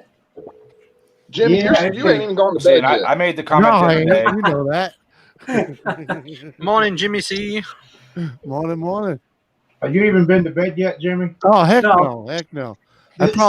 I'm heading that way, but I was sitting here kind of potting around a little bit and heard y'all talking, Mick talking. I'm like, I've been here listening for about a half hour, but I got up this morning. I'm having my coffee. I said, okay, let me see who's on. I said, I bet you Jimmy's on. Well, I didn't see no live for you. Well, we run it pretty late, but we didn't run real late. Yeah.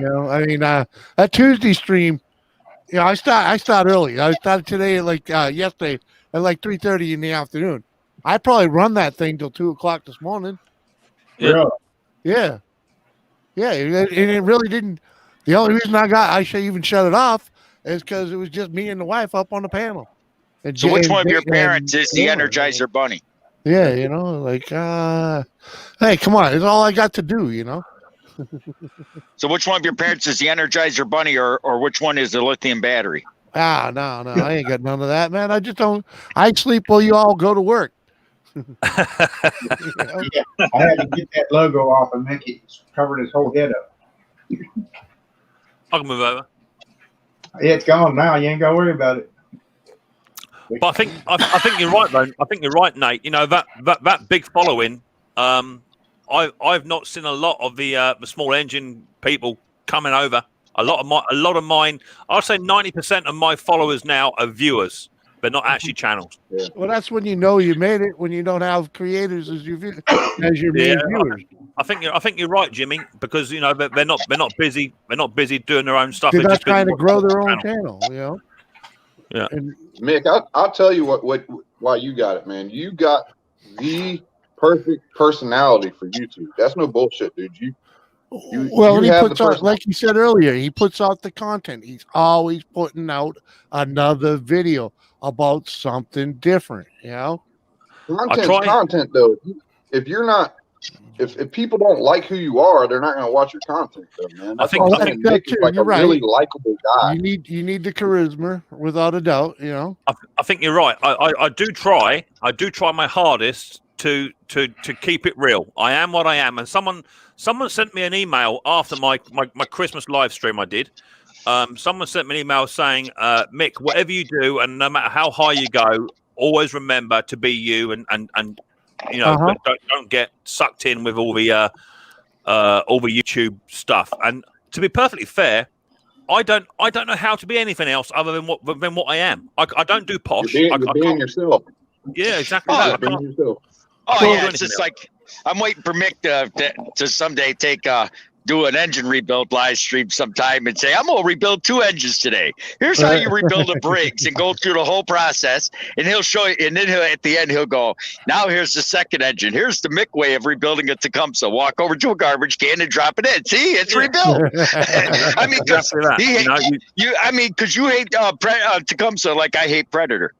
Yeah, you know, it's, as I say, it's not that I hate Tecumseh. It's not because I hate it. You can't get the spares from the UK. That's the problem. You can't get the spares. Oh, you know, there's one thing about Tecumseh. I'll give you credit. I mean, you could take apart a Briggs and Stratton, throw it into 1,000 pieces, and put it back together in 20 minutes. You can have Tecumseh too, except for one problem with Tecumseh. You have to time your stupid ignition. You don't have to do that with a Briggs. You just put a credit card in there and you're done. Yeah. But Tecumseh, you have to have gauges and everything else. You time that shit. It's for me. You just got to be you. You just got to be you and keep putting the content out. Exactly. Not too much content. You know, I do 2 videos and a live stream a week. That's what I do. But if you did that would be hilarious. That would be epic if you did that. Rebuild a Briggs and then walk over. Here's how we rebuild the Tecumseh. Drop it in garbage.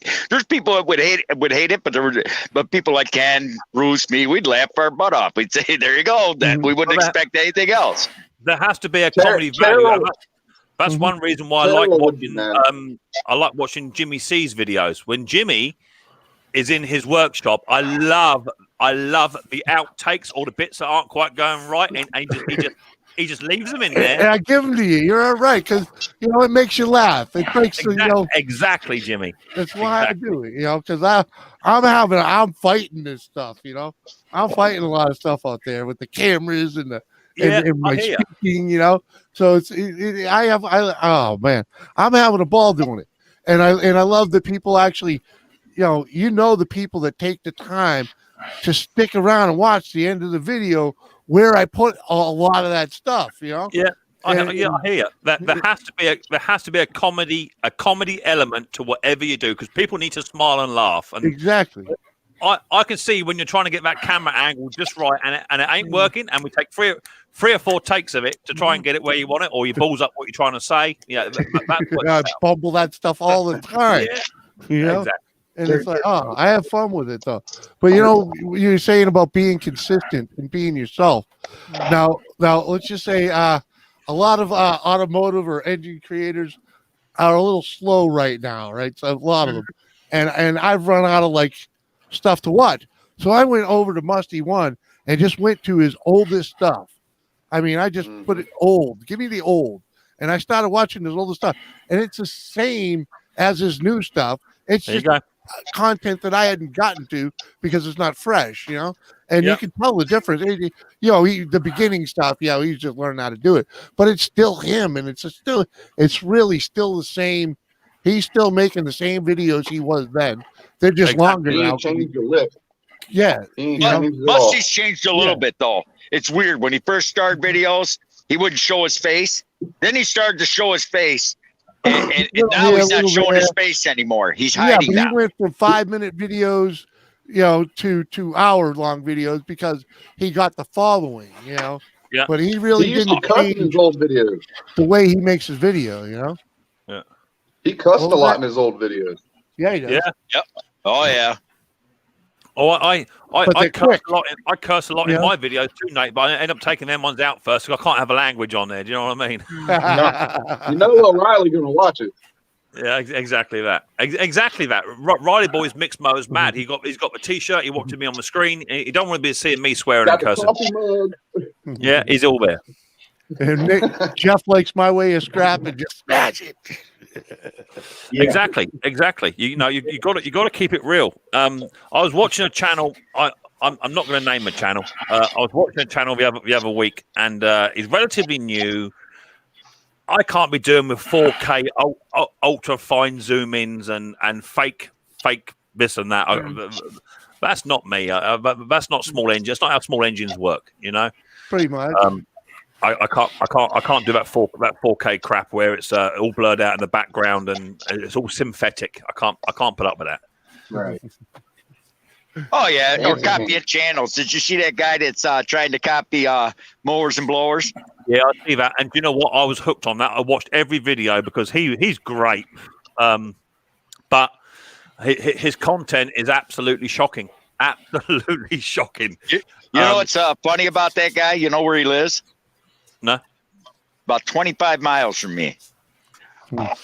He's just somebody trying to make his way off of somebody else's coat strings. And I think what's important is you look at the channels up here, the ones that do great stuff.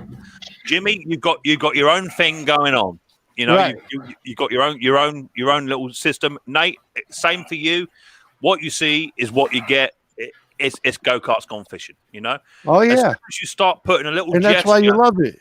Exactly. As soon as you start putting another gesture of somebody else's work in your videos, it's game over. You might as well pull the string. It's done.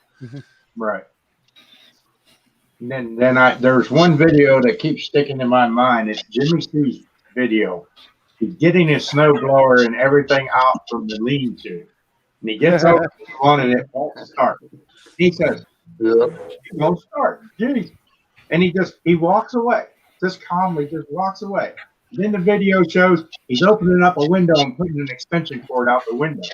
Yeah. Go back and start this machine. And I'm like, what the heck? And that just keeps sticking in my mind. There's so many people out there. There's so many people out there on these platforms that if they show any videos and all their videos is they've always got it running, they've always got it working, and I can't have that. If it don't start, it don't start. That's what it is.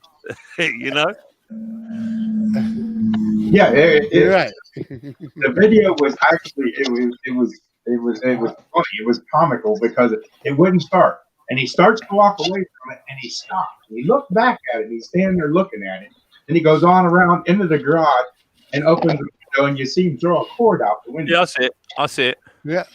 Put the cord out. Put the charger out the window. Yeah. Well, that's much better. That's now, not a bad walk, but it's a swamp area right there on the side of the garage. So I hate that little track.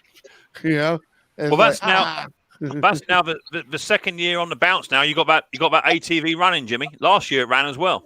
Yeah. You know why? Because I don't put ethanol fuel in it. That's it, baby. The only time that ghost snowblower has ever failed me was the one winter I put ethanol fuel in it, and it didn't start in the springtime, and I almost blew that thing up because of it too. Yeah. But I've had that snowblower from day one, man, brand new. It could use a new spark plug. Wow. But otherwise, it runs good. She won't overheat no more, Ed. Good deal. Cooling fan. That'll do Brand it. new. Wow. We're gonna snorkel it out. Oh yeah. A lot of you guys probably don't follow my Instagram, but me and Johnny had it over the seat in the water and shut off on me in water about this deep. Ooh. So I'm having to rebuild everything pretty much. Uh-oh. I already pulled the gas tank out. Because you didn't have a snorkel on it? No snorkel, yep. Oh. Nate, you putting that cooling fan on a switch? No, it's got the old fan was bad. It's got a sending unit right here on the radiator. What's that? You might want to fan off. Is that a fan off a regular car radiator? No, it's a UTV fan, universal. Nate, you may want to put that on a switch. That way, if you do get into deep water and it's warm, that fan's not trying to spin. Yeah, that actually tears them up. Yeah, I've heard. Yeah, I was telling my buddy Chris, I was like, we should mount it like up here somewhere. Is that a submersible fan? Is that fan on a viscous clutch, Nate? Is it? It's got a viscous clutch on it. I don't think so. I don't think so. It's a direct drive clutch. It should be waterproof. Yeah, it should be waterproof. But when you get it in water, it's not strong enough to spin, and you'll burn that motor. Yeah, up. it's not got a viscous clutch on it. Yeah. Yep, that's the only thing I'm worried about. That's a good idea, actually, Ed. So I can shut it off. Yeah. Because if it was direct and the viscous clutch was engaged, and you went into deep water, you'll be paddling. Soon burn that out. And I figured out how to get the damn belt cover off. I had to take the oil filter off just to get the belt cover off. So they sure did build them smart back then, I tell you. Yeah, that's a good kit. But also got a 2-inch lift kit for the front to bring the front up some. Nice. Yeah, got some new brake pads. I got the rear brakes working because I pulled the gas tank out, and the rear caliper is down there, and I was able to bleed it and get it to work. So now I got good brakes. Hey, I'll be right back. I gotta take the dog out. Now, Nate, if you do this stuff on your live streams, I'd watch it over the burnouts. I like watching this stuff. Yeah, me too. Me too. The burnouts are, I mean, they're cool, but I'd rather see you doing this stuff. Yeah, me too. I don't know where this goes. I'm trying to figure that out. That's your snorkel. I'm not sure what it's for though. I'm still trying to figure that one out. But yeah, you'll figure. You know what's funny, Ed? Is I haven't filmed a damn thing on this. Well, you should do, bro. You should do. It's good content. But, I mean, who out there has a 1999 Polaris Ranger? Nobody. Well, that's the reason why you should do content on it. You reckon you reckon there's no one? It's like they say. I started going down the road of subscriber requests. Can you do a pull cord? Can you do this? Can you do that? And I said that there's hundreds of videos out there of other folks doing it, and they just simply said, but there's not one video of you doing it. Right. So unless you put the content out, you're never going to know. That's a good point. It's like the old. Nate, do you have two buddy flathead, isn't it? How many videos is there out there of gasket and diaphragm? How to change one? Millions. But is there a video of you doing it? I don't know. Maybe. If there's not, then your name's not in the hat. As simple as that. Nate, do you have TubeBuddy? TubeBuddy. Yeah. It's an app. It's an app. Download it and put in your Ranger as a search request. Like a keyword search, and I guarantee it's going to be really high. People searching for that thing. Yeah. Because, well, my last video I just did on that dip stuff, that was the highest rating search I've ever done for a title. Yeah. And it says that there are multiple searches out there and multiple videos, but it's very highly searched. And so put that in your title. There you go. And as high as you're ranked in content, your video will go to the top of that list. Yeah. Right. And it also has that meter on it too, Nate, for your keywords and stuff on your thing. It has a meter, a needle, and it tells you when you've got your keywords in there, which the views are going to be really higher because you're going to go on the top of that list. It's like an algorithm checker. You know, it tells you what people are searching for.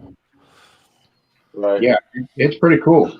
Yeah, the other thing what you got to remember is apparently, and I might be wrong, is it's all right doing that in your title, but you must then put that in your description. But when you put it in your description, let's say you did a Ranger, I don't know, oil change, whatever it was. You can't just then put that in your title and that in your description. You have to put down, today we're going to be doing an oil change on this fantastic machine which I rebuilt 2 years ago. It's a Ranger so-and-so, so-and-so. If you break those words up in your description, it works better for the algorithm, because I think YouTube has a way of you trying, if they see you're trying to gain an advantage on somebody else, but they will not promote your video quite as hard. Yeah, that's just you hit the nail on the head, Nate. There's not too many people with that machine. No. There's not too many people making content about that machine, and that's going to get you way up there. Yeah. If people are actually searching for it, right? You know, if they ain't searching, they ain't searching. Right. I can't find no videos on it. Like I tried to find a video on how to get the damn belt cover off. I said, damn, maybe I should make a video on just how to get the belt cover off this thing. Exactly that. I was doing. Remember that vintage Ransom Marquis? I did a complete restoration from barn find to up and running. The reason I did it is because there's lots of videos out there on let's do a cold start or vintage fire up and all this sort of stuff, but there's no videos on how to rebuild the clutch, how to take the cylinder or the back knife cutter out. There's no videos on them. So I started producing videos. I did an 8-part video of complete restoration. Each of those videos is over sort of 5,000 views this year. Because there's so many people now getting into the vintage stuff because of the way the fuel's going, and they're stripping these machines down. But when they come up against a problem like how to remove the bed knife cutter, there's not one video on it. There's no videos. So do the video. And if you make the video, hey, you know, because you're going to be the only one out there. Exactly that. I got a question for you, Nick. Yeah. So in your analytics, because I noticed a lot of your machines we don't have over here. They're different. Yeah. They're totally different to me. Yeah. They're like, I've never seen that before. Are most of your views coming from where your region, you know what I mean? Like your country? Yeah. So at the moment, I've got around about 65% of my viewers are in the UK. Okay. I was curious about that. Yeah. Yeah. I am struggling with the US. But I think the UK has a disadvantage because Google and YouTube is owned by an American company. I think you Americans get the better deal. I think. Well, so we don't have those haters. Yeah, I know. I hear you. So what I've done is I've changed my language from English UK to English American to see if that does anything over the next month. To try and pick up some American guys. But I think what's important and the way that you get your American viewers is by me coming on to Mark's live stream, networking these channels up, you know, and trying to grab them up. But predominantly my biggest viewers are in the UK and aged between 55 and 65. Right. Yeah. Has anybody noticed that they're starting an outlaw class for drag racing for electric cars? Oh, really? Yeah, I noticed a couple that streamed. They're doing the outlaw racing in the garages, parking lot garages, and it's going to be cash money for electric yeah, well, cars. Street race. Well, you can guys get some money to play with, huh? Well, when you're dropping $4,000 or $5,000 on a race on a remote car. Oh, remote. Oh, okay. Yeah, electric remote. Oh, okay. And these guys are turning some pretty good speed. So, Wayne, are you watching the Street Race channel? No, this is there's a guy that runs a Chevy truck. I can't remember his name. And it's a Chevy S10 truck, and his brother runs one too. And anyways, they're getting into it. Yeah. That's the guy down here by us, isn't it, Ed? Yeah, they're right down by Columbus. Yeah. I can't think of his They're about 2 hours something from Bad Blood or something like that, or Jimmy Bad Blood Billy or the Kid, Kid, Tommy Two Gun, and the Old Man. Yeah. I like that show. Mm-hmm. But they're just they're super into down to it. earth guys. And and they're just getting into it, and they said there's going to be some big money, and it's going to be the new big content. I ain't in Ohio, Kevin. Nowhere near Ohio. I think the issue with that is that because eventually we're going over to electric power anyway. So I think there's lots of hype around electric floor, so lots of people are interested in that. It's not something I'm looking to get into. I'm looking into more the vintage stuff because the way I see it, if electricity and battery power is going to be the way forward, that's not going to interest any small engine enthusiast. They want to keep the older machinery running, you see. Right. That's my take on it. I might be 100% wrong, but that's why I bought that 1930s Dennis. There's not many videos on those, and what videos there are, it's all old analog, really poor quality stuff.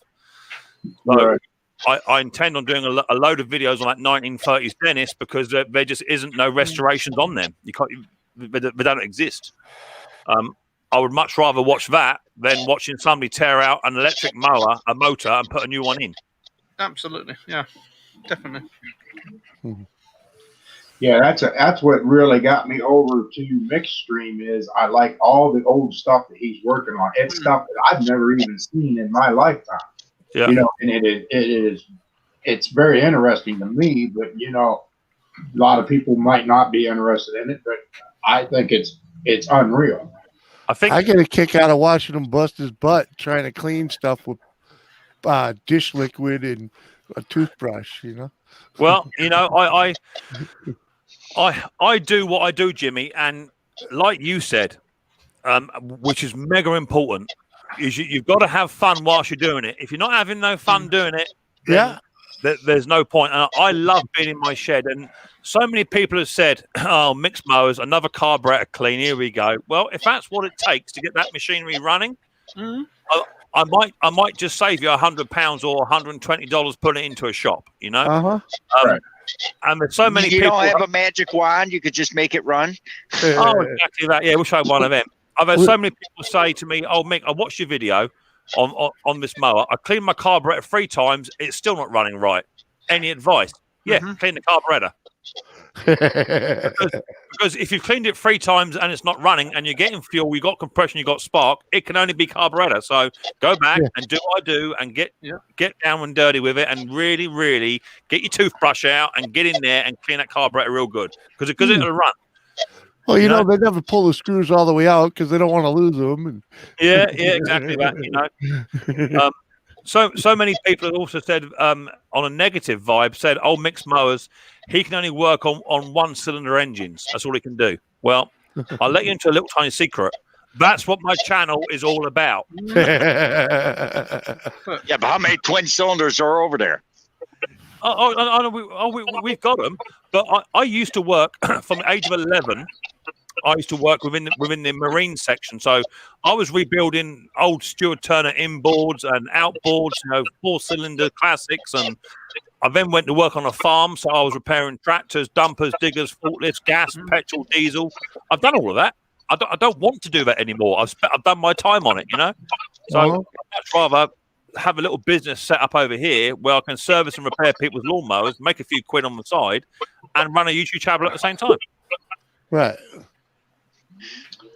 My problem is I started off with go-karts and mini bikes, and now I done got bored with mini bikes and go-karts, and I'm moving up to four-wheelers and UTVs, and I'm leaving all my subscribers that I gained, and losing all that stuff. I don't know. You're losing a lot. So what I would say about that, Nate, is I think you're actually wrong. Okay, I don't think it matters what content you put out. People come to watch your channel because they want to watch you.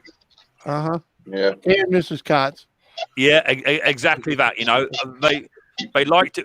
I find lots of viewers like to watch your channel because they want to get inside the Go-Karts Gone Fishing family unit. If you start to show a bit of family structure, people are interested in that. People always watch other people's channels because they want to see that Mrs. Cart's cooking, which has got nothing to do with Go-Karts or Gone Fishing. They want to see the family side of it. So I don't think you've lost many viewers. People, I like watching you because you have good content. If you had good content, but I couldn't stand you as a person, I wouldn't watch you. Do you know what I mean? Because the video may be good, but if you just one of them people gets under my skin, but I'm not going to watch you. Y'all notice though that I'm different in my live streams than I am in my videos, because in my live streams I'm more myself. I can't do that when I'm holding a camera with nobody around. I can't act like I'm being funny to myself. You know what I mean? I don't know. Yeah. Is that a confidence thing though? Is that confidence? Probably. Because I'm the same in front of a camera or behind it. I'm just the same. I don't act out for anyone. You're no different. You're the same. Isn't it? Yeah. And if I drop a funny in there, I drop a funny in there. Just try and keep it as real as I can. So yeah, just be yourself, man. But it's like Martin Butler did that compressor, didn't he? And he blew the compressor off. He left that in, didn't he? Oh yeah, hilarious! Yeah, take the air release valve or the water valve out of an air compressor to drain it, and boom. When I saw that on your live stream, I went and checked it out. Oh, hilarious! When y'all were talking about it on the live stream, I went and watched it. That was funny as hell. Well, I was watching a fella. I think he's trying to ride off the back of Henry from Mowers and Blowers, and he was looking at a Poulon leaf blower, and it wouldn't start. He had next to no compression, so he took the head off, which is actually the pot, and there's a big score going right down the piston, big lovely big score, and he said, I'm going to put a new ring on that, and that'll fix it. I'm thinking, that's not going to happen, brother. It's not going to happen, And he also said you can't hone out an aluminium pot. You can't hone it. Okay, I've honed loads of aluminium pots, loads. So what I'm trying to say is, if you're trying to be fake or factual, but giving the wrong information, people just sniff you out. There's no point in putting it in there because people are just going to call you straight out on it. Right. That's another thing too. Is I'm not acting like I know what the hell I'm doing, because I didn't start doing small engines till like 3 years ago. You know what I mean? 4 years ago. Yeah. I didn't mess with small engines at all. If my lawnmower broke down, I bought a new one. You know what I mean? But when I got this job and I have a big garage and I have tons of time to sit around and do nothing, you know what I mean? I got into it, Yep. I hear you. I've never know what I'm doing. I've never once proclaimed to be a professional. Never once. I've always learned as I go. Take it apart, find the broken bit, put a new bit in, or repair the old bit. Right. Try to figure it out. Try to figure out why it didn't run, man. You know? That's the only reason I've ever played with anything. Why don't it run? You know what I mean? Why don't it work? Let's tear it apart. Try and figure it out. Maybe I can make it work. Have you ever had one of them jobs where you take something apart, you put it back together, and you're looking at parts tray and you're thinking, hang on, I still got 3 bits here. Hey, if it still works, I don't put them in. Exactly that. That's what it's about. But you know you got spare bolts for next time. Yeah. You always have some extra parts. That's like, okay, where did this go? The wife on that Arian snowblower. I never monkeyed with an Arian snowblower. And I'm like, okay, she bought this thing. Now it won't run. What the heck? So I started monkeying with this snowblower. And sure enough, it come up, and I got it going and everything. And I'm like, so I used it one time. It kept breaking shear pins like crazy. And it was like, what in the heck is going on with this thing? And this thing's a piece of junk. So then I contacted Arians about it. Well, now you got to get this set of shoes that you put on this snowblower, and it raises the blade up so that it's not catching rocks. They're basically made for asphalt and concrete, not a gravel driveway. Well, I didn't know that. It was frustrating. I was ready to push it out the yard and we sit there and rock. It was crazy, but I learned. It's funny too. The more you tinker with, go ahead, Ed. I'll say, like I always say, I'm not a mechanic. I just play one on YouTube. Yeah, exactly that. I hear that. I'm just, I just like to fuck with shit, man. Yeah. Sorry about the language, but same thing. I like to mess around with stuff as well. Yeah. It's like when I do this, and a lot of it, you do this kind of thing. A lot of it. I'm sorry, fun things. Go ahead, fun thing. No, go on. Gentlemen first, Mad Ed last. I was gonna say a lot of this stuff too. Like people will bring me stuff that's broke or whatever, and it's common sense stuff. I mean, if you just took the time to start looking at what's going on, spark, fuel, whatever. Yep. It's really easy. Yeah. I mean, there's not a lot going on with small engines. But the UK's lost half his logic. You get the person these days, if you give people logic, it's a dangerous tool to them. Trust me, Sparky, it ain't just for UK, brother. It happens all over the world. And 99% of the problems that come into my shop it's mainly fuel or like Nate says, it's a plug.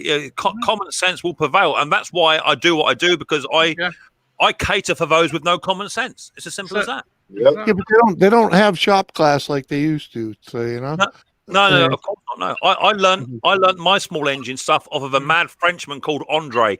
He was 74 years old and still working, and he taught me how to tune solid brass Stuart Turner inboard carburetors and hell I was trying to figure out the gearbox and stuff at the age of 12 years old, and I had to lean over the back of the boat, hold the propeller by your hand, and then try and engage it to see if a clutch worked on it. Because it's only because it's a 1.5 horsepower, it would never pull in like a big engine would. But that's how we learn. You learn to grab the propeller and do stuff. They don't teach that sort of stuff anymore. You learn to hold the spark plug when the dad's turning over the motor. Hell yeah! It's got spark, Dad. It's got spark. Yeah. Have you ever hang on to a spark plug off of a Mercury 4-cylinder classic Thunderbolt ignition? I'm telling you, you only hold it once.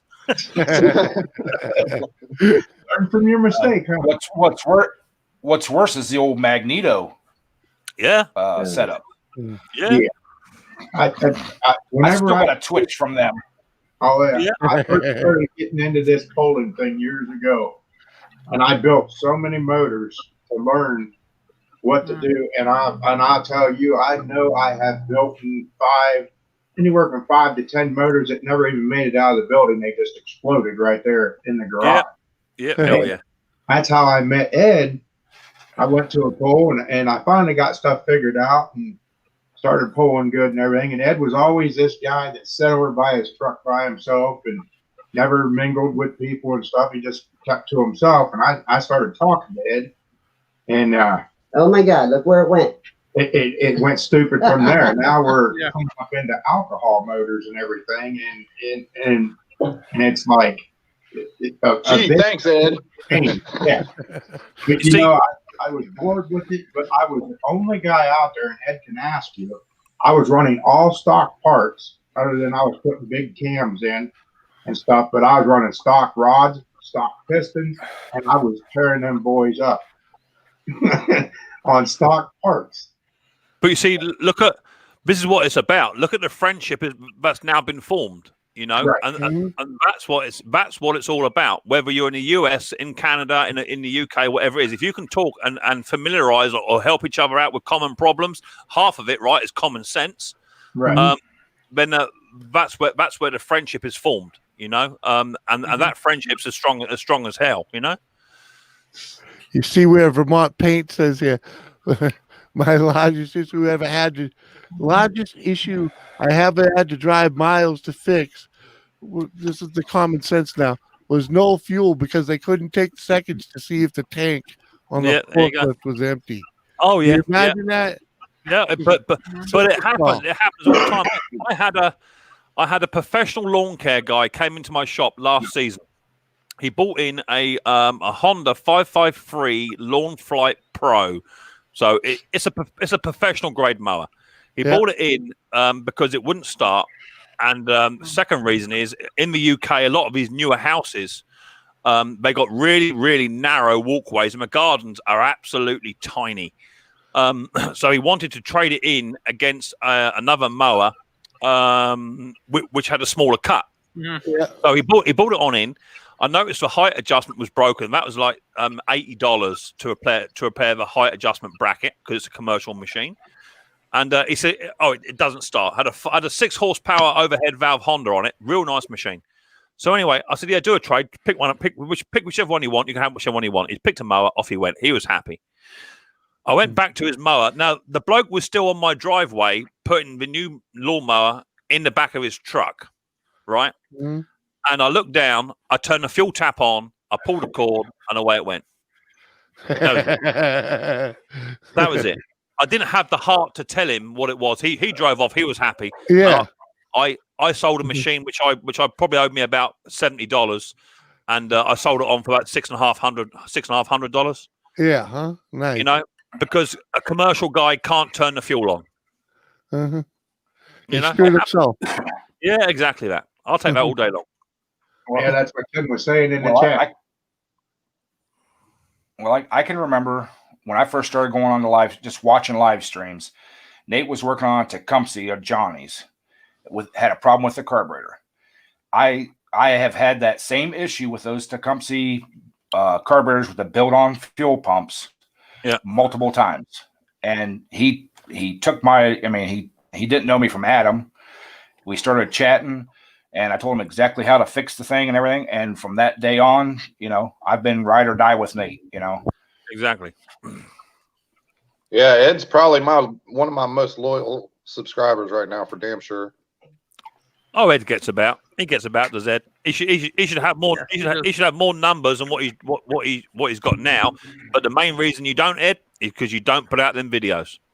We already had the chat about it, you know, halfway through this year, and now you're starting to get on. Now you're starting to get on the content, put the content out. I'll watch all day long. Mm-hmm. And see, that's the thing. When I first started out, I had no intent of doing the 1,000 monetize, whatever. I just wanted to, you know, be involved, help whenever I can, pass my knowledge along to whoever I can that'll listen to me or whatever. And you know.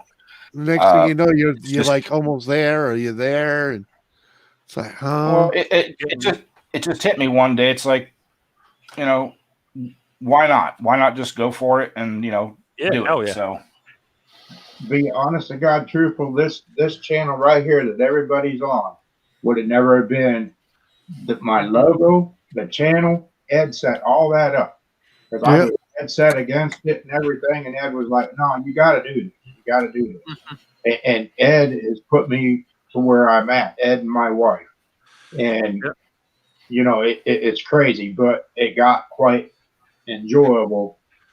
Yeah. You know, in the short time that I've been doing this.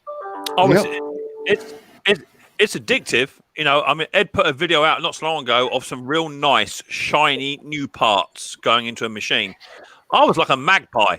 You know what I mean? Oh, yeah. Something new and shiny. I'm into that. I love some of that, definitely. You know what I mean? So, Ed, you've got it. You just need to, as I said to you, you got to put the videos out. You got to spend the time and do the videos.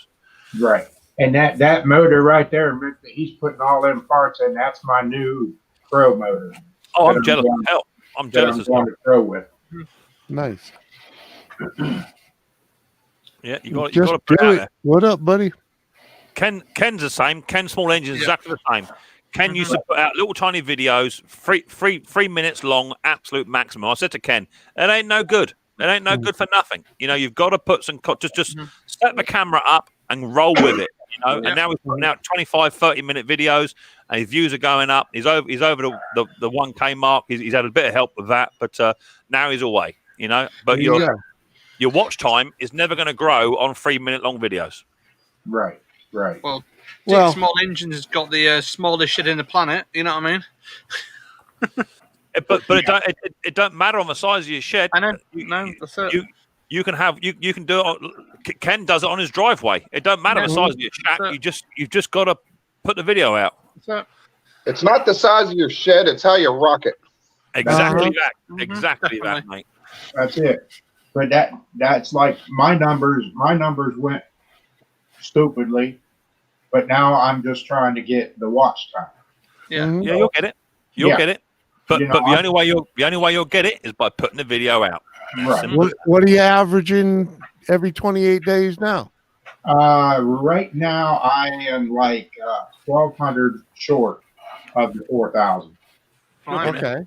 Well, that's not bad. That's easy to catch up. I mean, right. I mean, but what are you getting for views for a month now?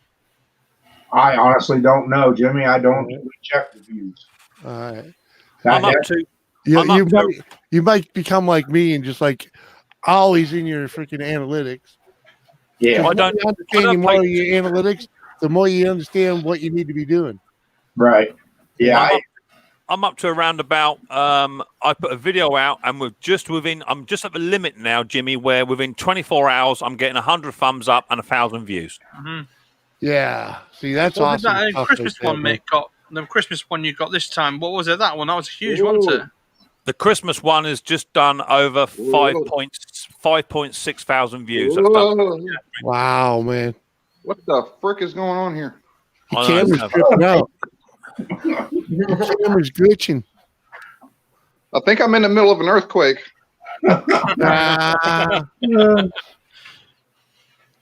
But you'll get there. Don't be too concerned about your views. Be more concerned about putting the content out. Once your content is out, they'll start to collect. Yeah, Vermont just put in there that I'm up to 20K views. 20,000 views. There you go, man. It's all right. It's all right. People saying, "Oh, I'll run your channel for you," and this, that, and the other. It may get you over the threshold, but that's not actually doing any good for your channel. Although it gets you over your threshold. Right. You need to have regular viewers coming in. I mean, my live streams now, Jimmy will tell you, I was at 20 people coming in, 30 people coming in. I'm now just cresting over 100 people in my chat every single week. That's crazy. You blew up, though. You blew up. I mean, you got a good crew, a good crowd of regular people that are there all the time. Yeah, exactly. You know? And But it's taken work and structure to get that group in. Mm-hmm. You have to run the stream. I was doing 4-hour live streams and only getting 30 in my chat. It's no good for nothing. Right. You know? And now I do a 2-hour live stream. I decided to bite the bullet. If you want to watch my live stream, you have to come in when I'm on. It's no good. It's no good me dragging a stream out for 4 or 5 hours to get the views. You know, I'm doing between 6:30 and 9. That's it. At 9 o'clock, camera goes off. Yeah. Yeah, but you're doing 2 solid hours. And a 2 hours, you know, a 2-hour stream should be like the minimum you stream.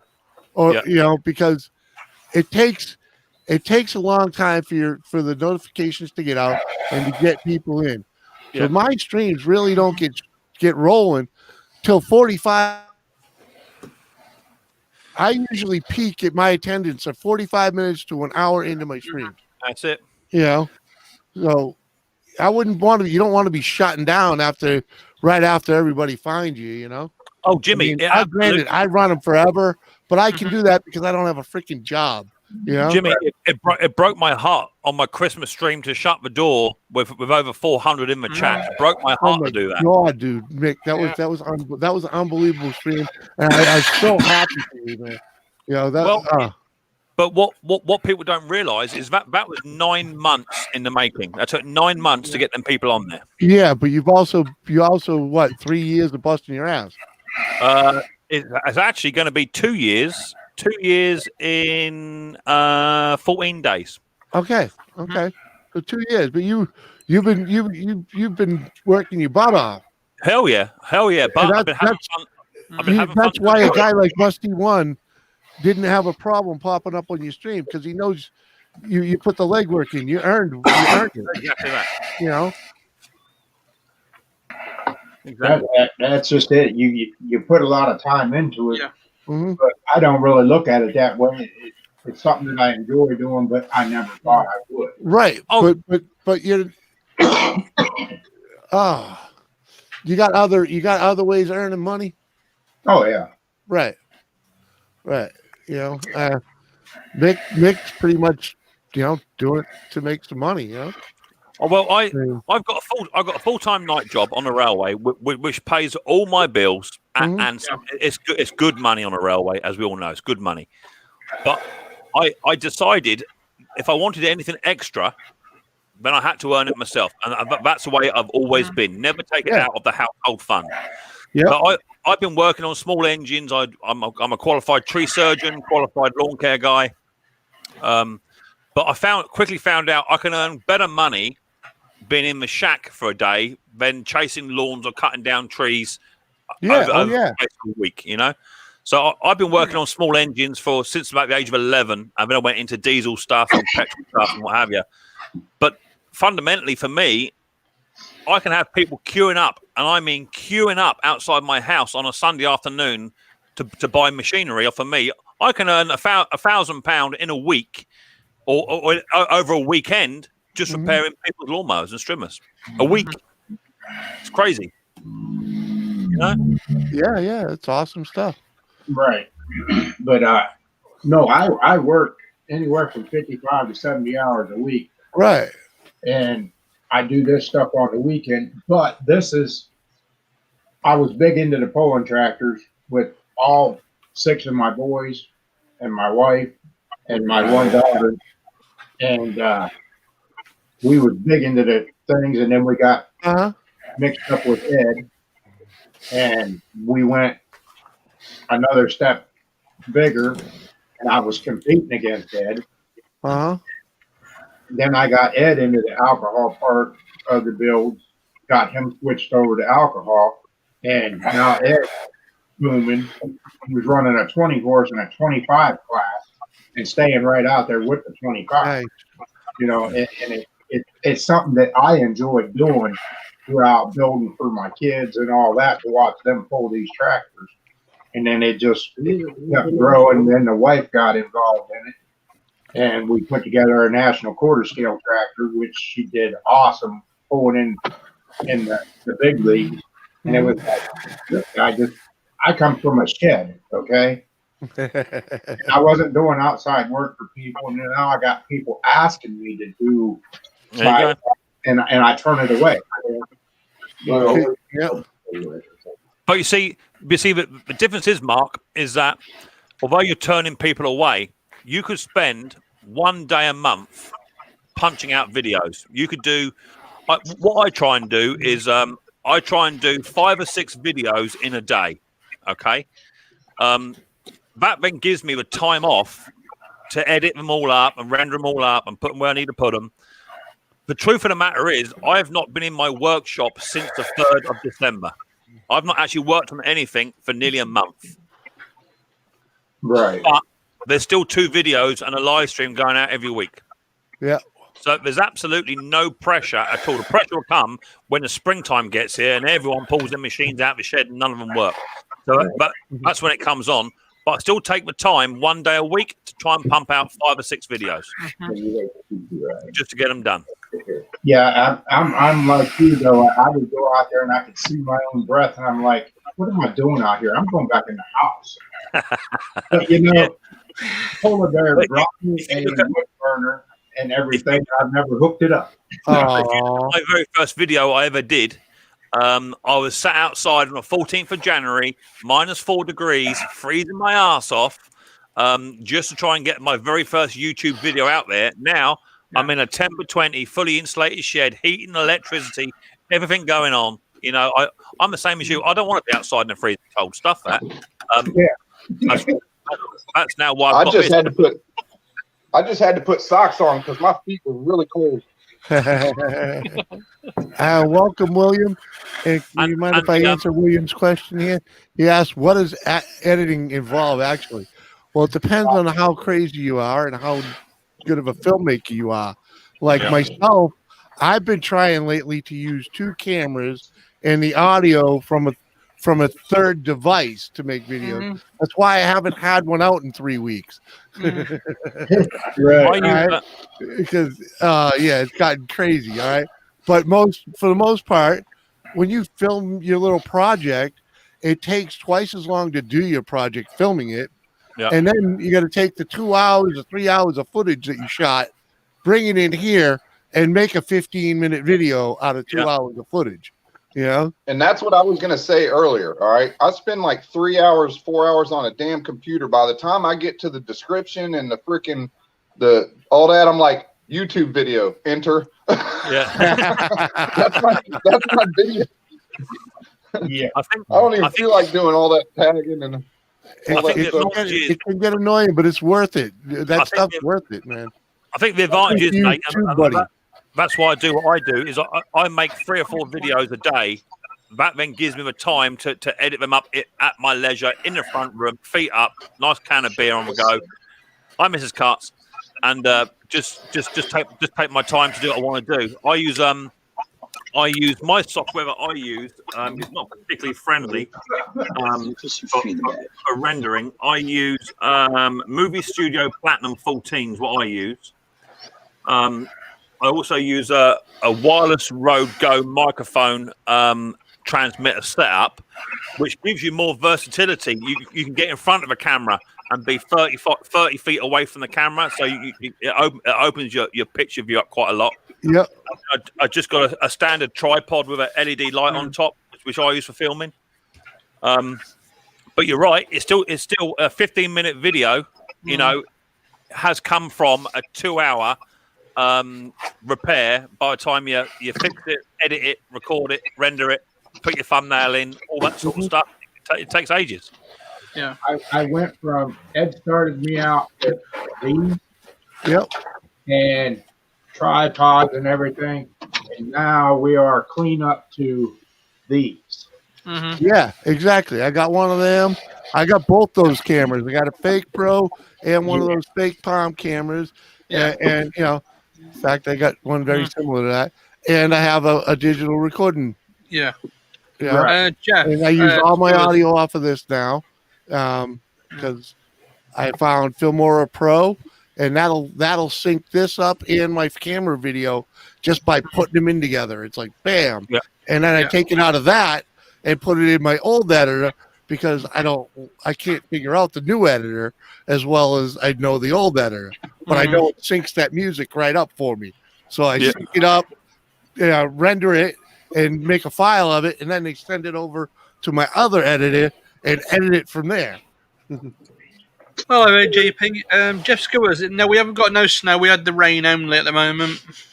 It does take a lot of time to get all that stuff together, you know. And this is what a lot of the viewers don't realise is that you could be working out there for 3 hours to get a video looking half sensible, to condense it to a 15-minute video, and then you put your thumbnail in, you put your description in, your title in, you upload it. There's another hour, and then you release a video, and then within the first 4 seconds, somebody says, "Oh, great fix." You think, why do I bother? And don't forget about the time it takes getting the footage from the camera to the PC. That's a whole other time span. Yeah. You know? Especially if you got those fake pros. Those fake pros take forever to put the footage into the PC. Right. It's crazy. There's a lot that goes into it that a lot of people don't really realize what's there. And then, the worst thing is you clogged up all your storage space with all your footage. Yeah. My Canon R does it live. It'll do it through Bluetooth. Yeah, there's a bunch of different ways to do it, but you still got to get it from one tool to the other, you know? No, I don't do it, Jimmy. I don't do it, Jimmy. What I do is I've got a GoPro 7. Yeah. And I just work off of an SD card reader, straight out the GoPro, straight into a reader, put it in, and I work solely off of that. All right, but that reader still takes time to take it from the reader into your software. No, because what I do is, because I work solely off of the SD card, I'm not transferring anything. So I'm just putting the files as and when I need them, and it takes no time.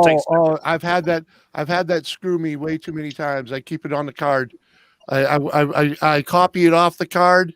Okay. I copy it off the card, make my video. Once my video is made, then I will clear the card.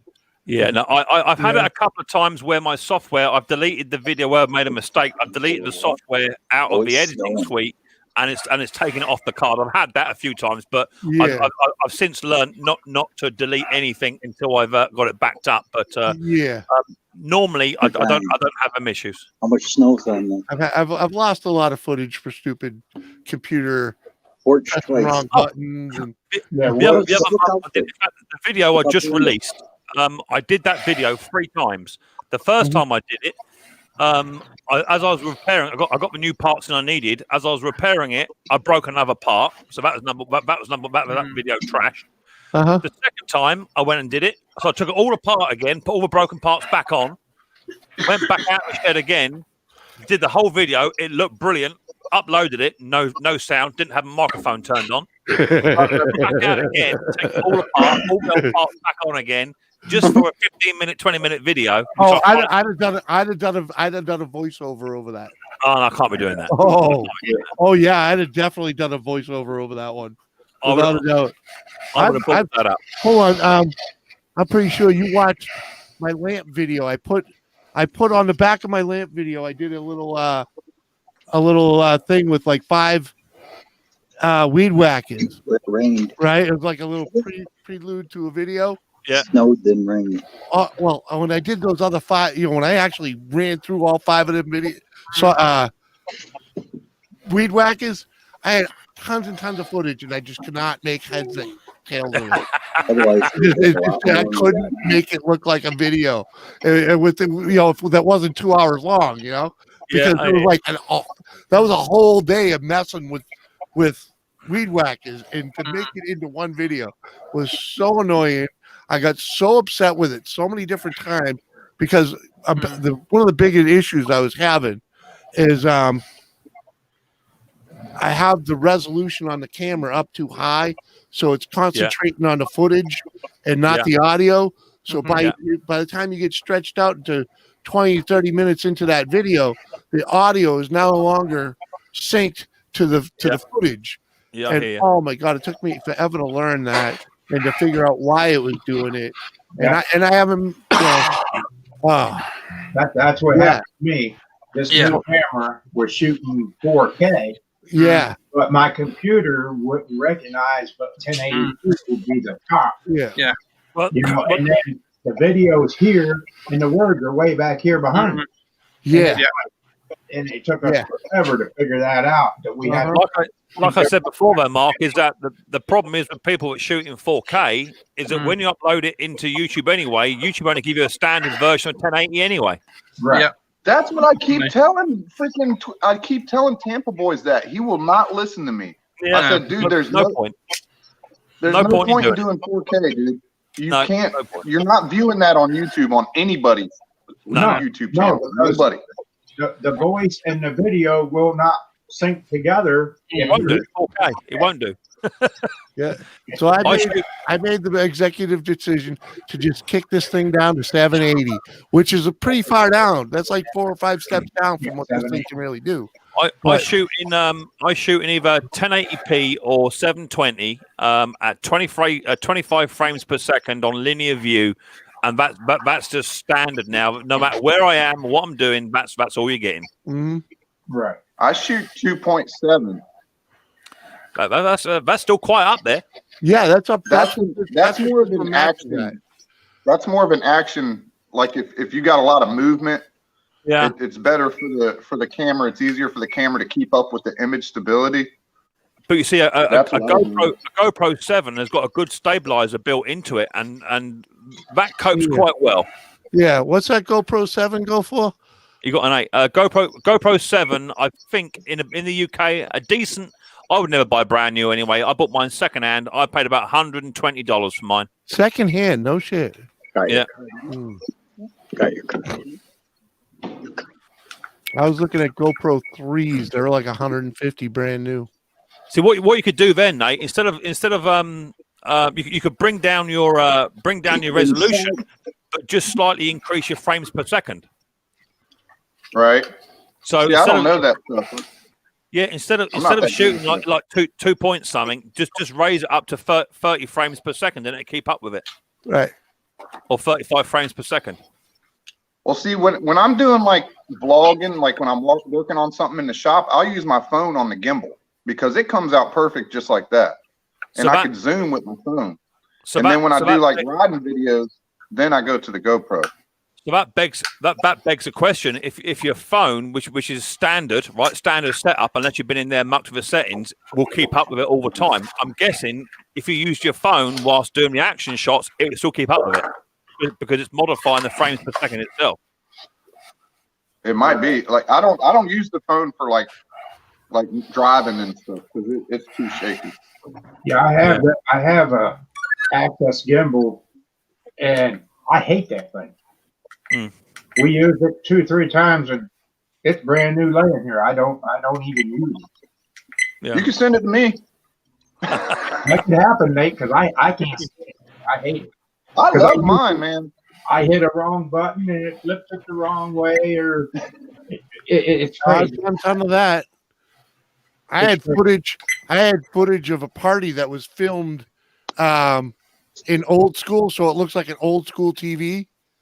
Oh, it's horrible. You know, it's got the bubbled glass with the flake. Oh, I was so pissed off. Why? Yeah.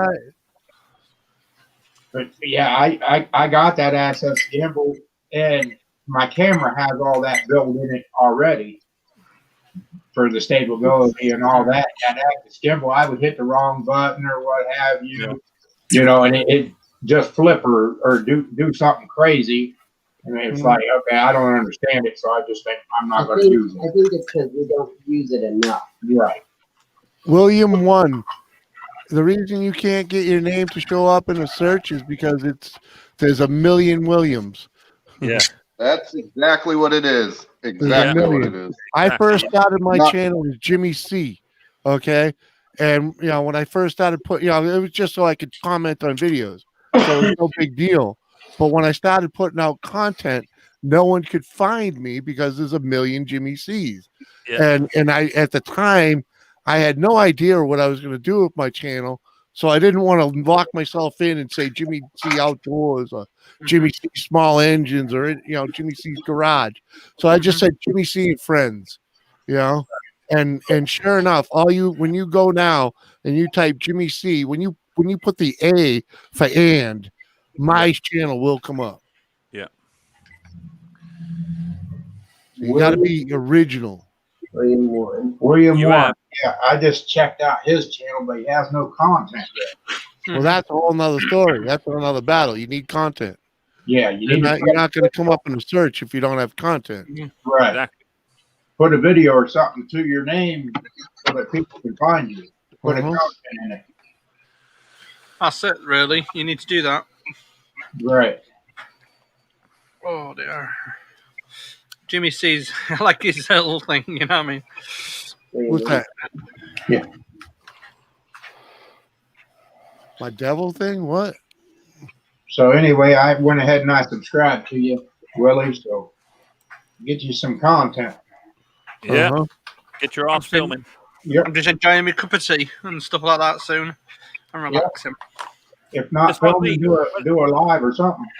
when I went on holiday 2 years ago, and I said to Mrs. P, I ain't got no videos in backlog, and Mrs. P just said, bring the camera on holiday. Let's do a holiday video. I did about 5 videos whilst I was out. They went nuts. I did a little a Turkish wish you were here video. What to visit, where to go, what to do, how much things cost. It went really well. Yep. I think they wanted to see Mrs. P in a bikini. That's the only reason I tuned into it. But as much as you got your niche, people want to know what you're up to. If you're not doing what you're normally up to. Yeah, exactly that. They want to get into your life. Mm-hmm. Look at this. Somebody started a YouTube channel called Small Engine Nation. Yeah, I've seen that. Do you remember? Do you remember what I said? Do you remember what I said about I don't like people shooting in 4K with blurred backgrounds and synthetic stuff? That'll be the one. That's one of them high dollar cameras, then. Yeah, that's the one. I can't put up with that. Not when you're in a workshop. If you're in a studio doing something, and that's fine. But when you're in a shack, nah, not for me. Well, I've been looking at the Panasonic camcorders, and the only reason I've been looking at those is because they have a 50K zoom, and I wanted for at the tractor poles so I can set down to finish line and get a good steady zoom, clear zoom as we're coming down the track instead of somebody running down the track beside us. That guy's up to something. The wife got this one, and it's like $139, and it zooms, and it does all kinds of stupid stuff. Plus, it's got the flip out. You can see the video. Say again, Jimmy. That Small Engine Nation dude's up to something, man. He got almost 4,000 views. He started the channel in September. Jimmy, have you subs, rather. Jimmy, have you checked out his views? The views? Not many. What's that tell you, baby? He tells me he's doing a lot of streams. He bought them subs. Oh, you think so, Nate? Grow streams, man. It's all grow streams. People buy subs all the time. People buy subs all the time. I hear people buy views about that. How do you do that? Okay, so you can buy views. You can buy likes. You can buy dislikes for other channels. So number one, Mark. Right. My only advice to you is keep it authentic. Keep it organic. Yeah. If you keep it organic, you can then tell your analytics are a true reflection of what your channel's doing, and you know which way you're going. As soon as you start buying subscribers or going out to sub for sub, it's just going to ruin your analytics because no one from Nigeria is interested in watching me in a shack repairing a mower, right? So that subscriber is dead. Get rid of it. Get it gone. You want to have viewers. That's what you want to have. It's not about you can have 50,000 subscribers. Only 1/3 of that 50,000 are going to be hardcore subscribers to your channel. Right. If you're lucky. That's where your money comes from. What, you make money doing this? Yeah, I make good money. I don't mind showing you.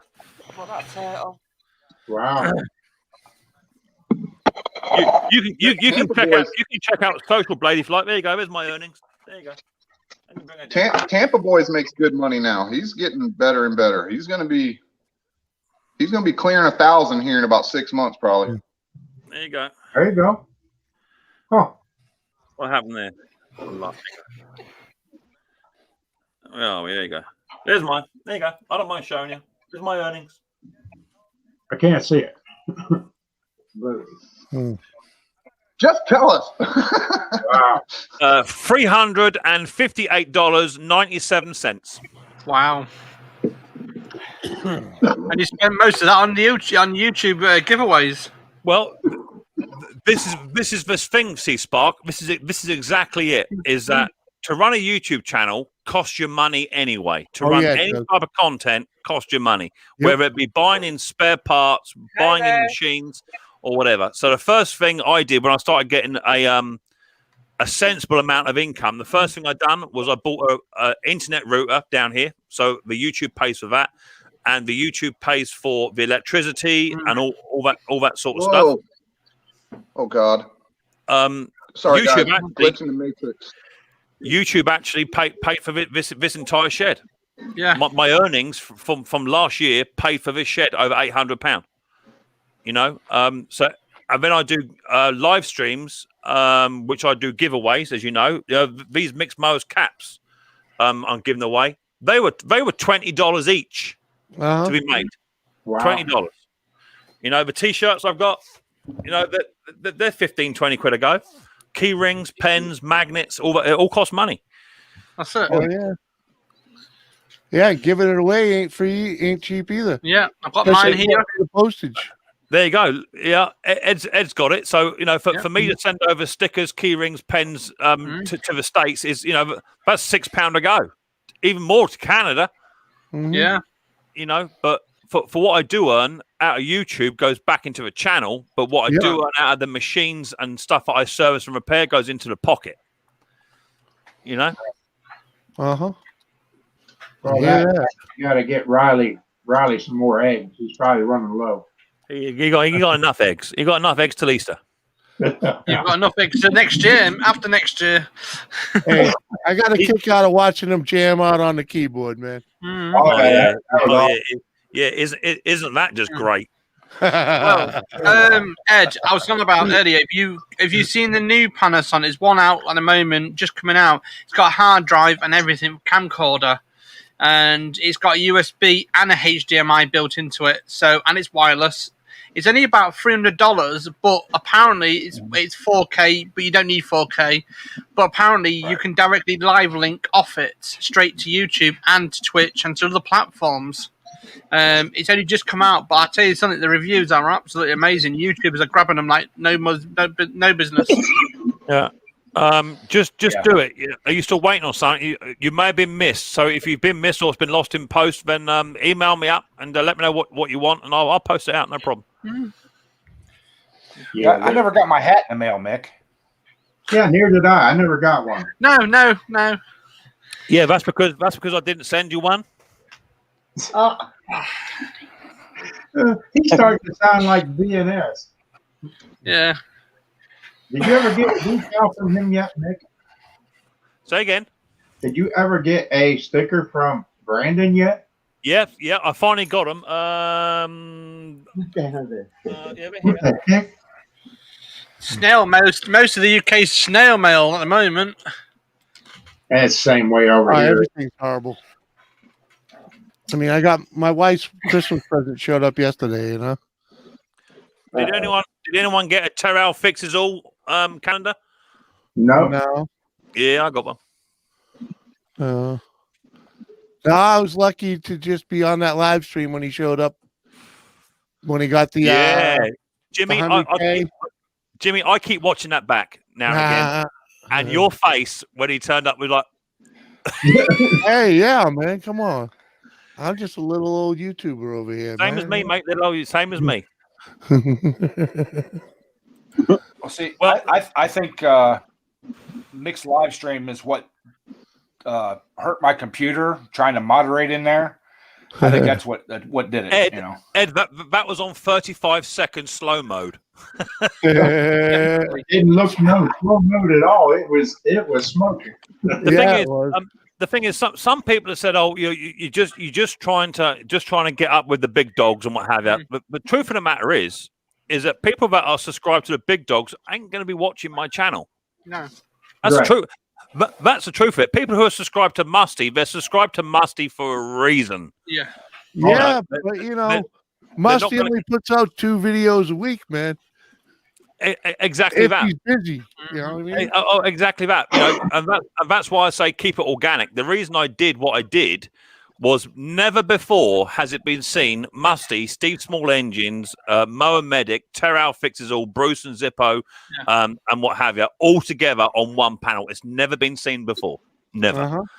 And I'll let you into a little secret. I had a full panel. I'd asked Musty a long time ago, and due to family reasons, he couldn't commit to it. So I filled the panel up. I had 8 and myself, which is 9. And bugger me. I put my live stream out, went live, and within 15 minutes, Musty came into my chat. And I thought, oh my God, if he comes up now, I'm stuffed.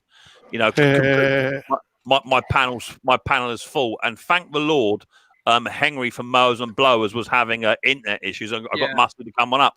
But I wasn't expecting all of those big hitters to actually stay on my stream for 2 hours. I wasn't expecting that. I thought it would be 15 minutes, come and say hello, and they'd be gone. But Musty was in his chair with his big fat pork chops hanging out, chilled out, relaxed, having a good one, you know? And that's never been seen before. Nope, not at all. Yeah. And I think lots of people benefited from it, you know? It was a good stream, and it was a chaotic stream, but I enjoyed it. And a lot of other people said in the stream, if you look at the chat, if you go back, a lot of people said at the end of it, wow, what a fantastic thing it was. It was like, yeah, brilliant. Yep. Yeah, that was an awesome stream, and you couldn't even walk away from Mick's stream that day. I mean, it was very, very interesting. Brother, I had 220 in the chat before it even went live. No kidding. It was a good stream. I was just praying to the YouTube gods to let me monetize it. Yeah. Any second now, this stream is just going to shut down. Yeah. I mean, the Three Network, really good stream. Yeah, the Three Network Mick uses, I reckon they was regretting that one that night. Yeah. But there are other channels that go live, and they have way more numbers than me, and they're nowhere near as big as some of them other channels. Martin from Retro Restore, he went live at Christmas. He had over 420 in the house. He's got 60,000 subscribers. Yeah. Yeah. You know, I was hanging out with Vice Grip. He had fucking 3,000 people. There you go. Exactly that. You know, but the advantage of it was not to have them go live on their platforms, because they would have been swamped. When Steve Small Engines goes live, he'll have 500-600 in the chat, and you've got no chance of getting your comment read. So I thought, if I get them onto my platform, nowhere near as big, I did try and pick out people's names as I went through the chat best I could. But it was more about, you know, what are you doing for Christmas? You know, what are you guys up to? You know, and rather than what is a valve clearance on a Briggs and Stratton flathead, I didn't want any of that. I wanted just a general chit chat, and it worked really well. It did. It was great. The number of subscribers that you have very rarely translates to how many people actually show up for your live. I mean, exactly I've got over 100,000 subscribers, and I usually only end up with about 120 that show up for my lives. Exactly that. You don't even get 1/3 come back in, and I think a lot of that is down to YouTube manipulating the notification process, because I can see different people in my live streams on different weeks. So I think that's a thing. Refuses to admit that they've already figured out, the larger YouTubers and stuff, especially over 100,000. We've already figured out YouTube actually only gives about a quarter of our viewers notifications, and that's why it's mightily important. I think, to do a live stream on a regular, structured basis. It could be once a month. Okay, right. But if you did it once a month, and your subscribers all know, and you advertise it in the correct manner throughout your videos throughout that month, if your subscribers know that every month on a Sunday at 12 p.m. you're going live, it don't matter about YouTube notifications. They know that you're live at that time.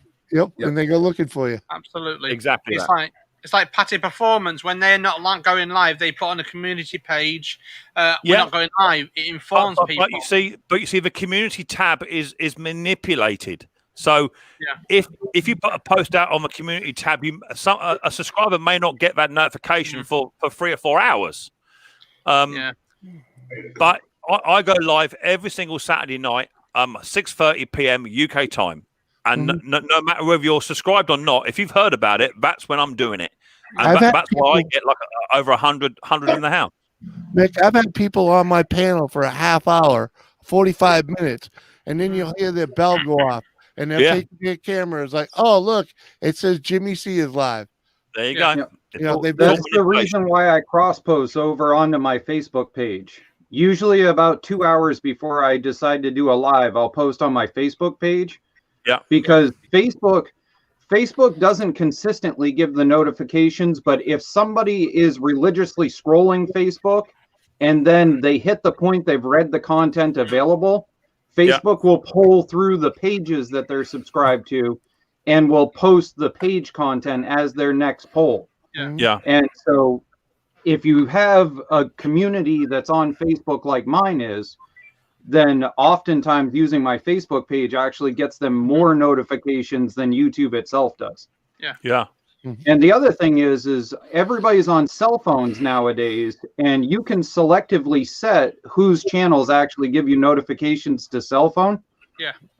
Like I like listening to Twisted's morning stuff. I just usually don't join the panel because I like listening to you guys talk.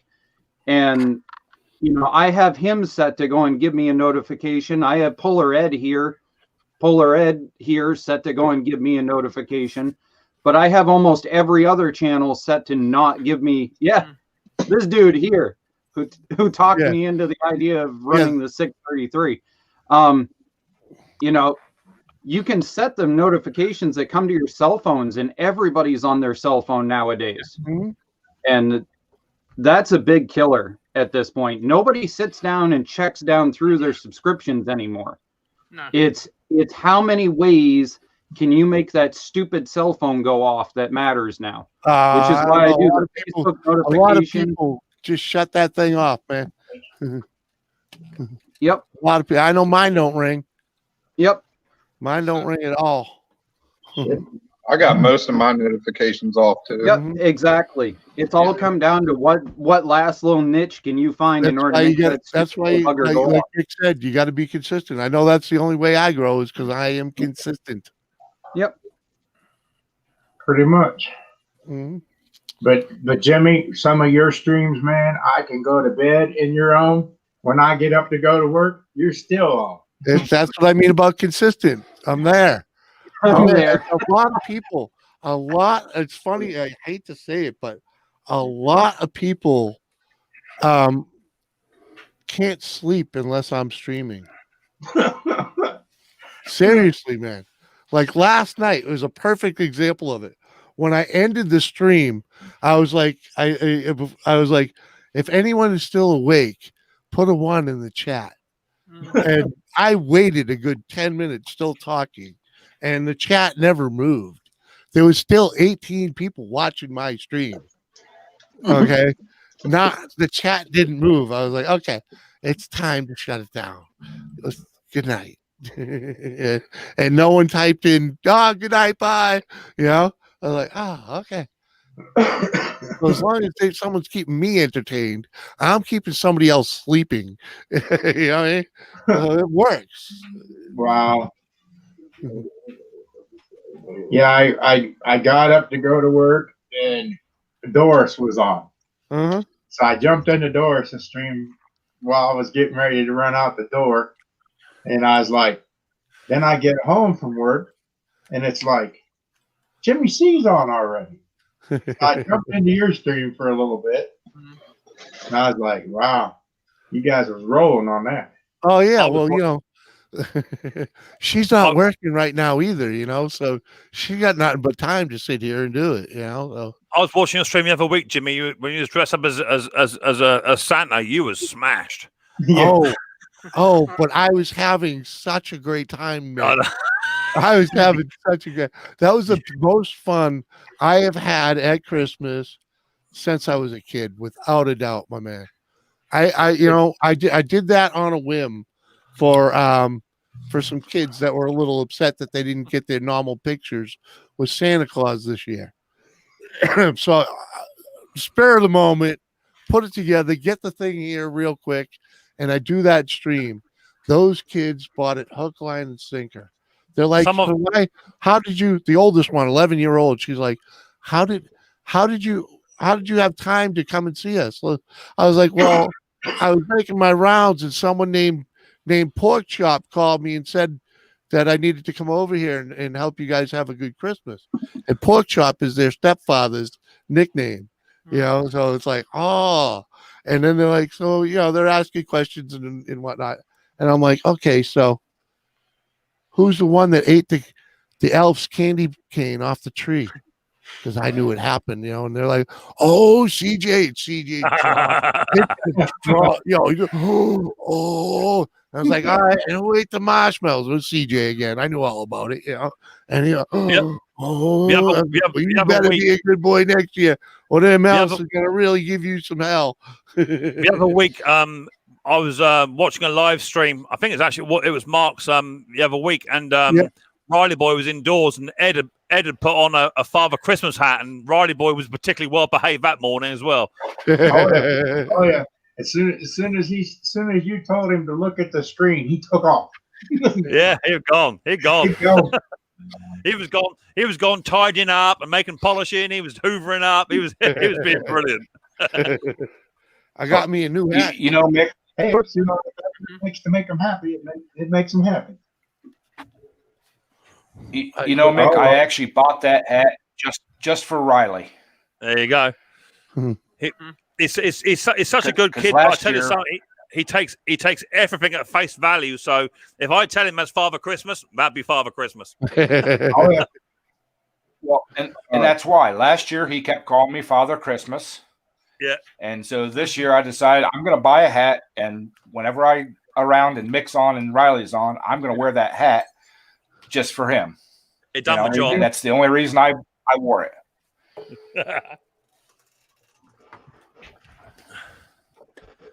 I get such a kick out of him. He's a good boy. He's a good boy. And the main reason I do my channel is because, as we all know, Riley's got additional needs. So he ain't never going to be working in no computer shop or nothing like that. But if I can teach him in years to come to use an angle grinder or to use a hammer or to take something apart and you can do it safely, I'm teaching him life skills. You know, stuff to make his way through the world. Heck yeah, man! You never know. He might get pretty good with an airbrush if you can ever calm down. Exactly that. Yeah. You know? You never know. Well, that's like they used to go and say, there's always work if you know how to use a welder. Uh-huh. Yep. He knows how to turn my compressor up full belt. I know that. Uh-huh. Yeah, I remember that. And he wants to be out there doing it too. So. Oh yeah. If I say to him go and grab the 3/8, he'll go and grab the 3/8. Come back to 3/8. He knows what it is. Uh-huh. Yeah. There's no flies on him. He knows what's going on. But I'm just trying to give him a fair chance at giving it a go. You know, I think there's lots of dads or whatever out there that their kids either show no interest in doing this sort of thing, or they don't have the inclination. We've all been there, haven't we? Where at some point in your life, money's a bit tight. You know, I want to be able to teach all my kids that when money is a bit tight, rather than having to sell stuff to feed yourself, you can repair stuff or you can fix stuff to earn yourself a few extra money. So that's what I'm trying to do. My kids are not quite old enough yet, or haven't got the life skills as of yet. We've all been there where you sat in the front room with your wife or whatever. You sat there and you got to wait 4 days till the next payday, and you've got your $25 in front of you, all in coins, and that's all you've got to last those 4 days. You know, we've all been there. And, that's going to get you back and forth to work for 4 more days. Exactly that, you know. And for me, I learned that lesson quite early. I was asked to leave my family nest at the age of 16, and by the age of 16 and 1 day, I had my own 2-bedroom cottage on a farm where I used to work. And I was quite often counting my last £15. That's got to last me 4 or 5 days. So I soon learned. I knew how to use a chainsaw anyway. I had qualifications for that. So I was out cutting trees down, doing hedge work and repairing machines. And before I knew it, I actually had more money than what I needed. You know, I could actually go and buy a new TV at the age of 17 years old, where all my mates were all buying secondhand junk. You know, and all the rest of it. So I'm trying to teach them life skills, but some are interested and some are not. And the ones that aren't interested, it's no good coming back to me in 10 years' time saying, "Oh, can I borrow £100?" Because the answer is no. Yeah, right. I hear you on the kids not being interested in stuff. I mean, in the last 7 years, I've had probably 8 different teenagers that have worked with me on working on junking out tractors and stuff off film, and They either last about half of a tractor and say fuck this and start walking down my driveway, or they're there all summer because they really want to learn. Like it's one or the other. Like within about half an hour of wrenching on tearing a tractor down, you know exactly whether that kid's going to stay or whether they're just going to start walking. Exactly that, and you know, my boys, they've all got little tiny part-time jobs because they're all going off to do bigger and better things. They're much more better educated than I would ever be. One is my oldest son, my stepson. He's going off into law enforcement.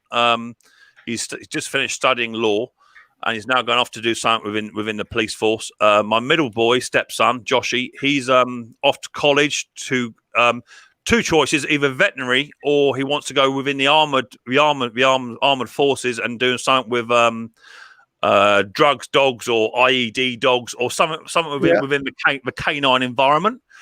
My other son, Brandon, he turned out to be gay. He came out about 9 months ago. Said, "Dad, I'm gay." See, that's cool. I knew that about 3 years ago. He's going off to go and do hair and beauty, and he wants to set up his own salon or what have you. So that's cool. So they're all educated and they're all getting further education going forward. So it sort of leaves me at home a little Riley boy who can't read or write. He's just come out of nappies at the age of 8. But by Joe, he can take a spark plug out and he can wrench on something. So you know he may have to struggle, but I'll always be there to give him a helping hand. And if he takes over the mixed mowers shack in 20 years' time when I'm too old, my hands don't work no more, that's plenty good enough. Hey Mick, I can tell you one thing: the one small engine competition I got in this town is a guy that was born with disabilities. There you go, brother. And he is living in his family's house, and his lawn is nothing but a small engine market. There you go. That's it. He's earning hundreds. He's earning hundreds. And the townspeople actually support him. Yeah, I was going to say, out of probably the 100 or so emails that I get every month asking small engine questions, I would bet probably a good 20% are people with some sort of disability. Yep. And I can tell it's the way that they write, or the other thing is their emails will have a signature for Dragon Naturally Speaking or some other kind of assistance program or something or whatever. Exactly. And I tell you what, that 20% is my favorite to talk to because they actually give a shit. They actually listen to everything you say. Have you? I mean, I take it you've all seen the armless farmer. The gentleman with no arms on YouTube. What an absolutely fantastic role model for people with disabilities. He just gives no excuse at all in what you do. The man is wrenching tractors apart. He's driving combine harvesters. He's eating with his feet and all the rest of it. And you get these layabouts who just don't want to work because they don't want to, or they can't because it's too wet. And there's a gentleman out there on YouTube, and he's tearing starter motors and axles out of machinery using impact guns with his feet. Right, that's amazing. Just to make a living. Look at Tampa Boys Customs. Yeah, there you go. Exactly that. In fact, how the hell does he hold on to them bikes the way he rides?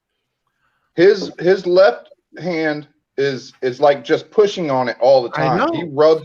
He rubs it raw. Like he gets blisters after races and stuff. In fact, me and Adam, we came quite close to a debate. That's as far as it would have gone because I said to Adam, "You got a disability," and he said, "No, I haven't." Yeah, he don't like that. I understand that. I wasn't trying to be offensive, or to point out the elephant in the room. But what a guy! He's sitting there wrenching and hanging on to mini bikes at 40 miles an hour, and the man's missing a hand. You know, what a fantastic role model. You know. Mm-hmm. Yep. Exactly. Brother was handicapped. He lost his hand when he was 14 years old. Blew it off. Neighbor was showing him how to make smoke bombs. Well, it didn't work out so well. Right. But he drove a split shift dump truck that had the twin shifts, and also he wrenched as a mechanic for quite a few years. So that's it, brother. Exactly that. Yeah, and he had the biggest thing he had was he was mathematically super. I mean, the man could rattle numbers off the top of his head and remember it to a T. I think the important thing is what I seem to get out of small engines is that it doesn't matter what disability you have, because working on small engines, you've either not got enough hands to do the job anyway. You always want another pair of hands to hold something or to whack something. So everything is a challenge with machinery anyway.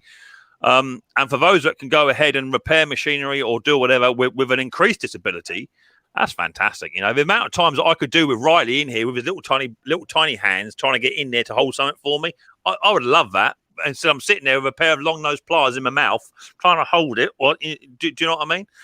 So yeah, hats off to him. You know.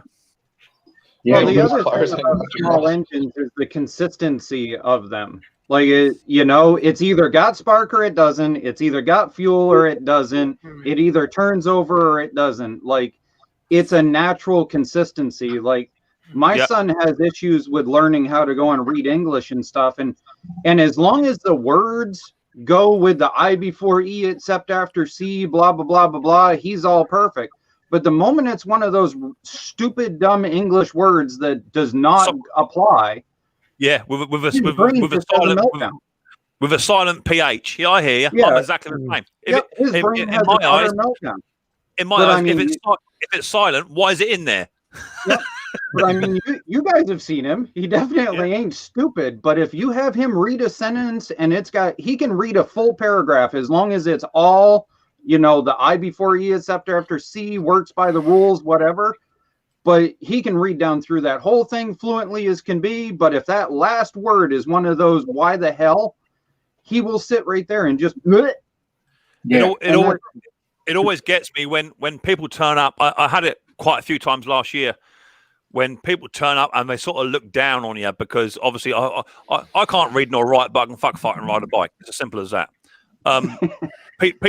People they turn up here, right, and they got the Range Rover Sport with the leather upholstery and all that sort of stuff. And obviously he's some kind of high flying solicitor or something. But he doesn't yet know that the fact that he dropped his spark plug and closed the gap up, that's why he's got no spark. They're the people that I take pleasure in saying, yeah, that's going to cost you £50 an hour, my friend. Yeah, exactly. Yep. But when I worked as a computer tech, my policy was every stupid question adds 15 minutes.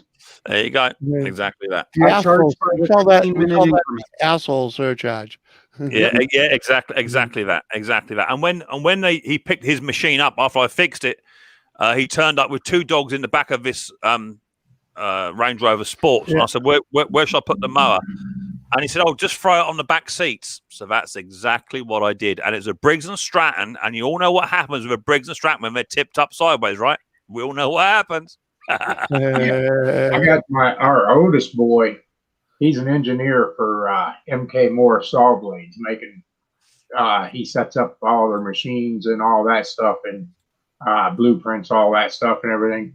But that kid is so smart. But you hand him 2 wrenches, he can't make them work. Yep. Can't do it. I hear that. And it's my father worked for NASA and American Meteorology Society, and he worked with nuclear reaction. But if you handed that man a wrench, he couldn't tell you what end went on. Yeah. My father was mechanically inclined as a friggin' turnip.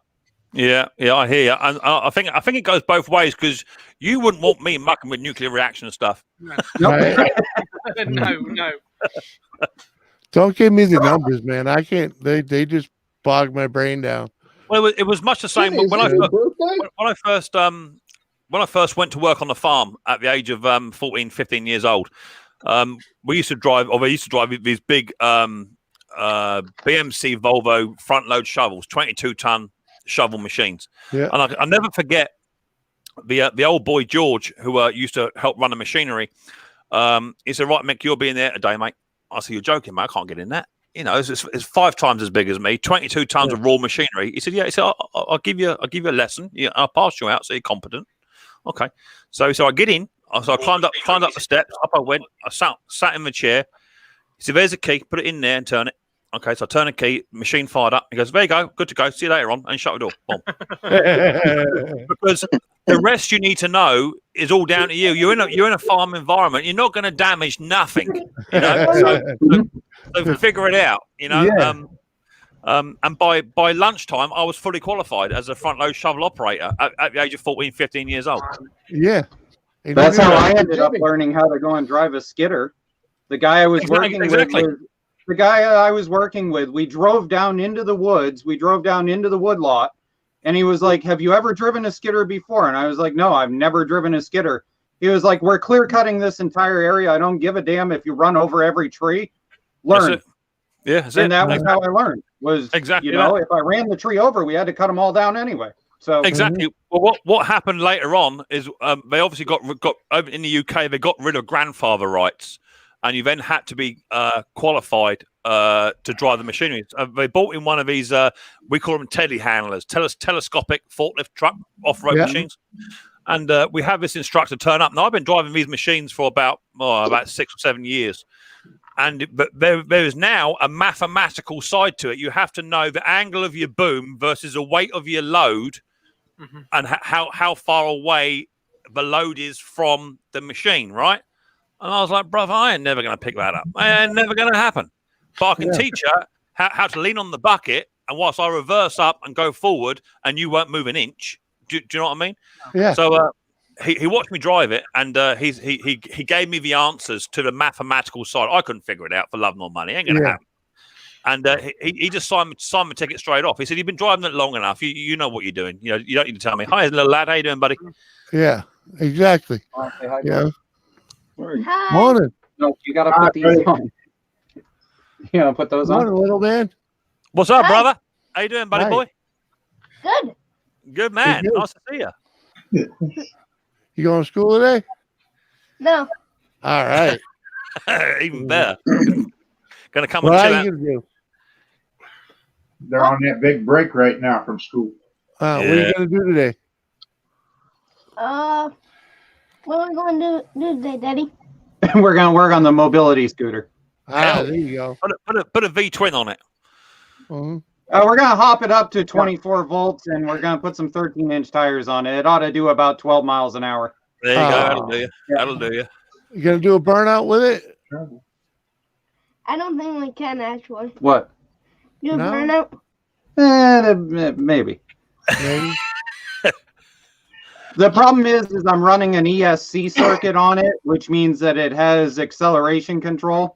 So in order to get them to do a burnout, you got to actually like pick up the rear end, get it turning, and then set it down. All right, so Yeah, no we might try burnout. it. All right, there we go. Want to put the headphones? If you wanna tell them about your New Year's Eve party and what video they need to hit on. Oh, they're just talking about Ed's party. It's okay. It's Is it tomorrow, New Year's Eve, 9 p.m. Eastern time. We're gonna do door prizes. I think there's like 15 or 18 door prizes we're gonna give away. We're gonna run it through till midnight. There is a channel or a video on my channel that says first annual New Year's Eve party, Polar Bear Ed or something like that. Like that video and comment to be entered into the door prizes. And the cutoff is noon on today, 30th. That time to compile the list and everything. So there you go. You East Coast, Ed? Yeah. But they need to, Yes. they need to hit that red button too. Sorry, I already have to do a stream. Jimmy, is it your birthday? Yes, it is. Happy birthday. Thank you. Happy you got old. Yeah, I'm actually officially over the hill, 51. Uh-oh. I had one I'll of those take it. moments of I must be getting old today. I'm excited that my HEPA air purifier is coming in the mail. Yeah, you're old. Yeah, you're old. I'm just saying, I must have gotten old somewhere. Thinking so. What up, Ponda? Wow. It should be a really good time though. I mean, he's got a lot of nice door prizes. But hopefully you put some bearings in that wheel, and it's gonna be rolling. I didn't put any bearings in it, but I did graphite the shaft, so it spins nice and free. There you go. That's good. Powder graphite. If I got it figured out right, we'll be giving a door prize away about every 15 minutes for 3 hours. Cool. Oh wow. And I'm going to be asleep for the whole of that. Cheers, Ed. You'll done be hung up somewhere. I might stop in and bug you, but don't add me to anything. I'll just come in and give you hell. Mm-hmm. As it is, I might have to go over to the girlfriend's mother's house or some stupid thing. So maybe I'll need to come in and vent after that. Yeah. Well, the advantages are with me getting old too. I might wake up with acid reflux, so I might actually pop in.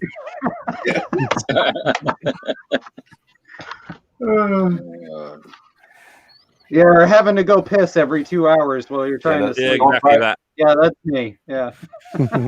Wow. Yeah, I eat more during the night than I do during the day every night. I hear that. Yep. I don't eat lunch. I very rarely eat breakfast. I basically eat supper and then I eat snacks all night. Yeah, that caught up to me and put me in the hospital, so I don't do that no more.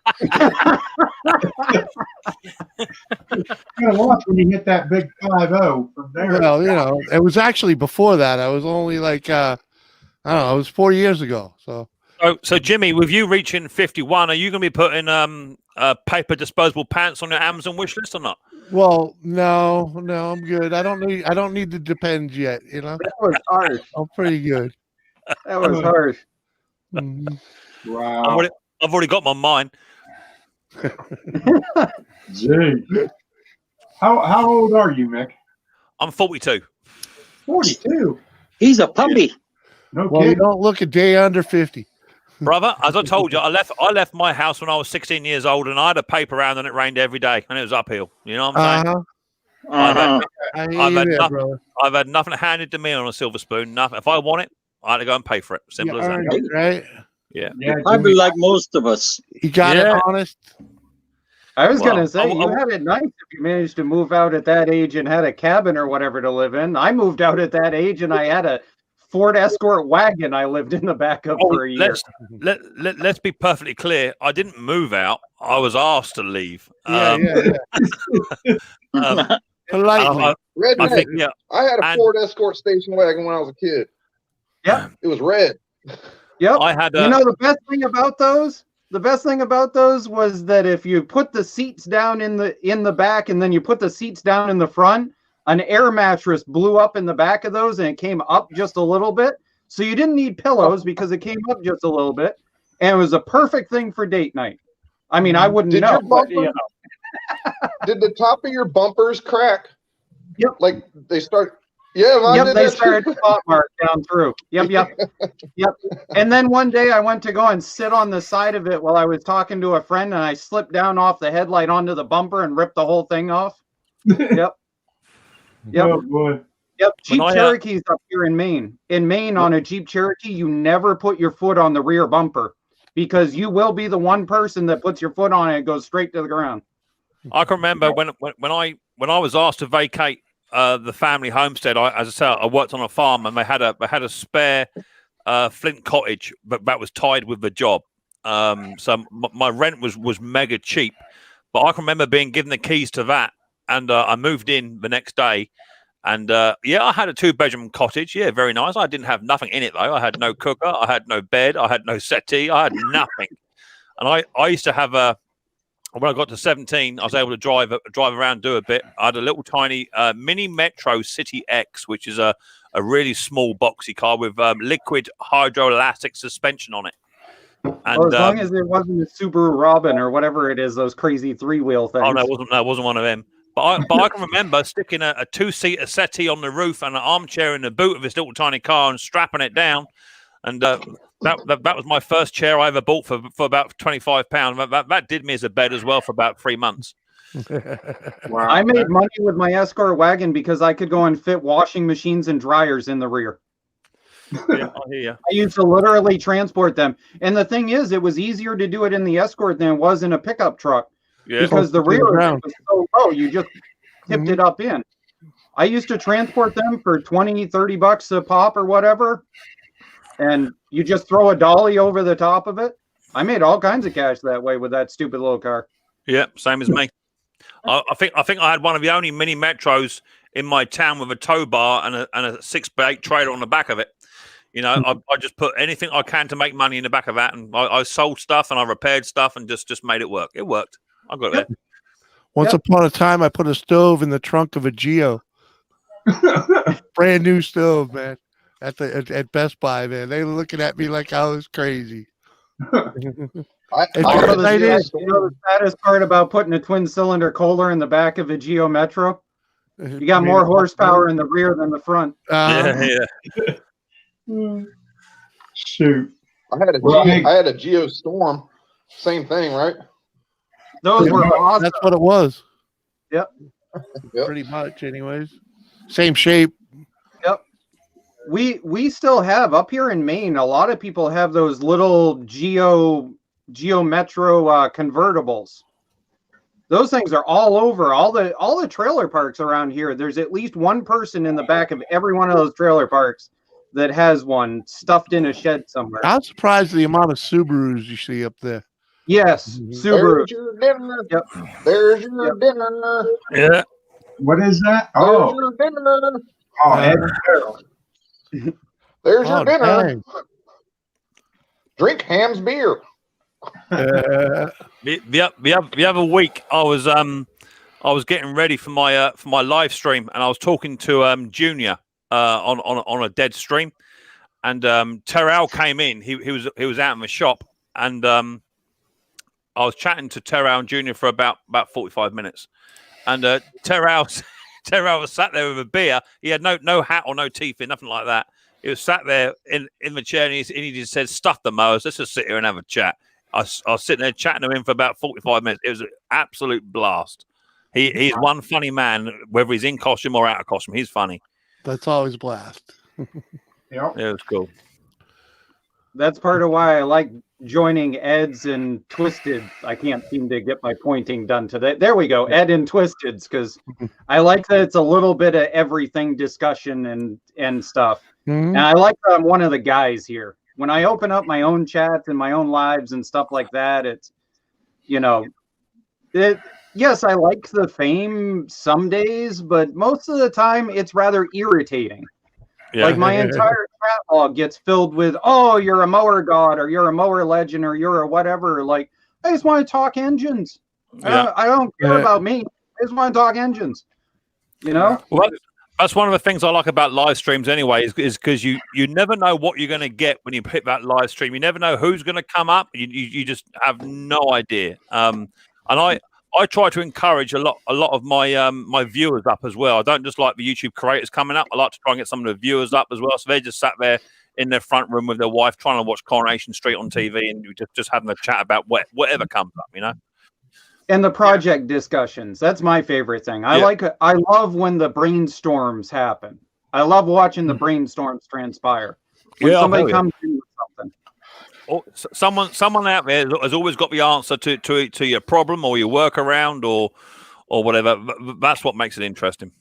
Yeah, or some little trigger. Like it's not necessarily you get the right answer right then. It's that you end up with a trigger that leads to the right answer. That trigger normally comes around about 3:30 in the morning for me. Yes. I sit there, that's what it is. Laying in bed, can't sleep, and there it is.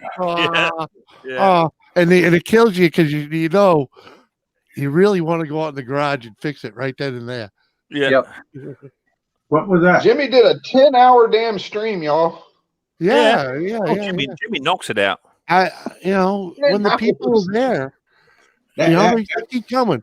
I bet I'm close to 800 views on that. Holy smokes. Well, hey guys, I'm gonna have to get off here and go do something today. I'd love to stay here all day, but I gotta go do something. Yeah, I gotta go. Thank God. If you didn't end it, I'd sit here all day. Yeah. I'm thinking I'm getting the coffee. Yeah. Time for steak and eggs. There you go. Dinner for myself. Everybody in the chat, thanks for stopping by. And if it wasn't for all you guys, we wouldn't be doing this. We have a good time and a lot of different opinions and a lot of fun things going on. Yeah. Take it easy. Yeah. Twisted, take it easy. Have a good one. Yep. And everybody, don't forget Polar Bear Ed's party. No, we won't forget that. Check it out. All right. Take it easy, everyone in chat. Take it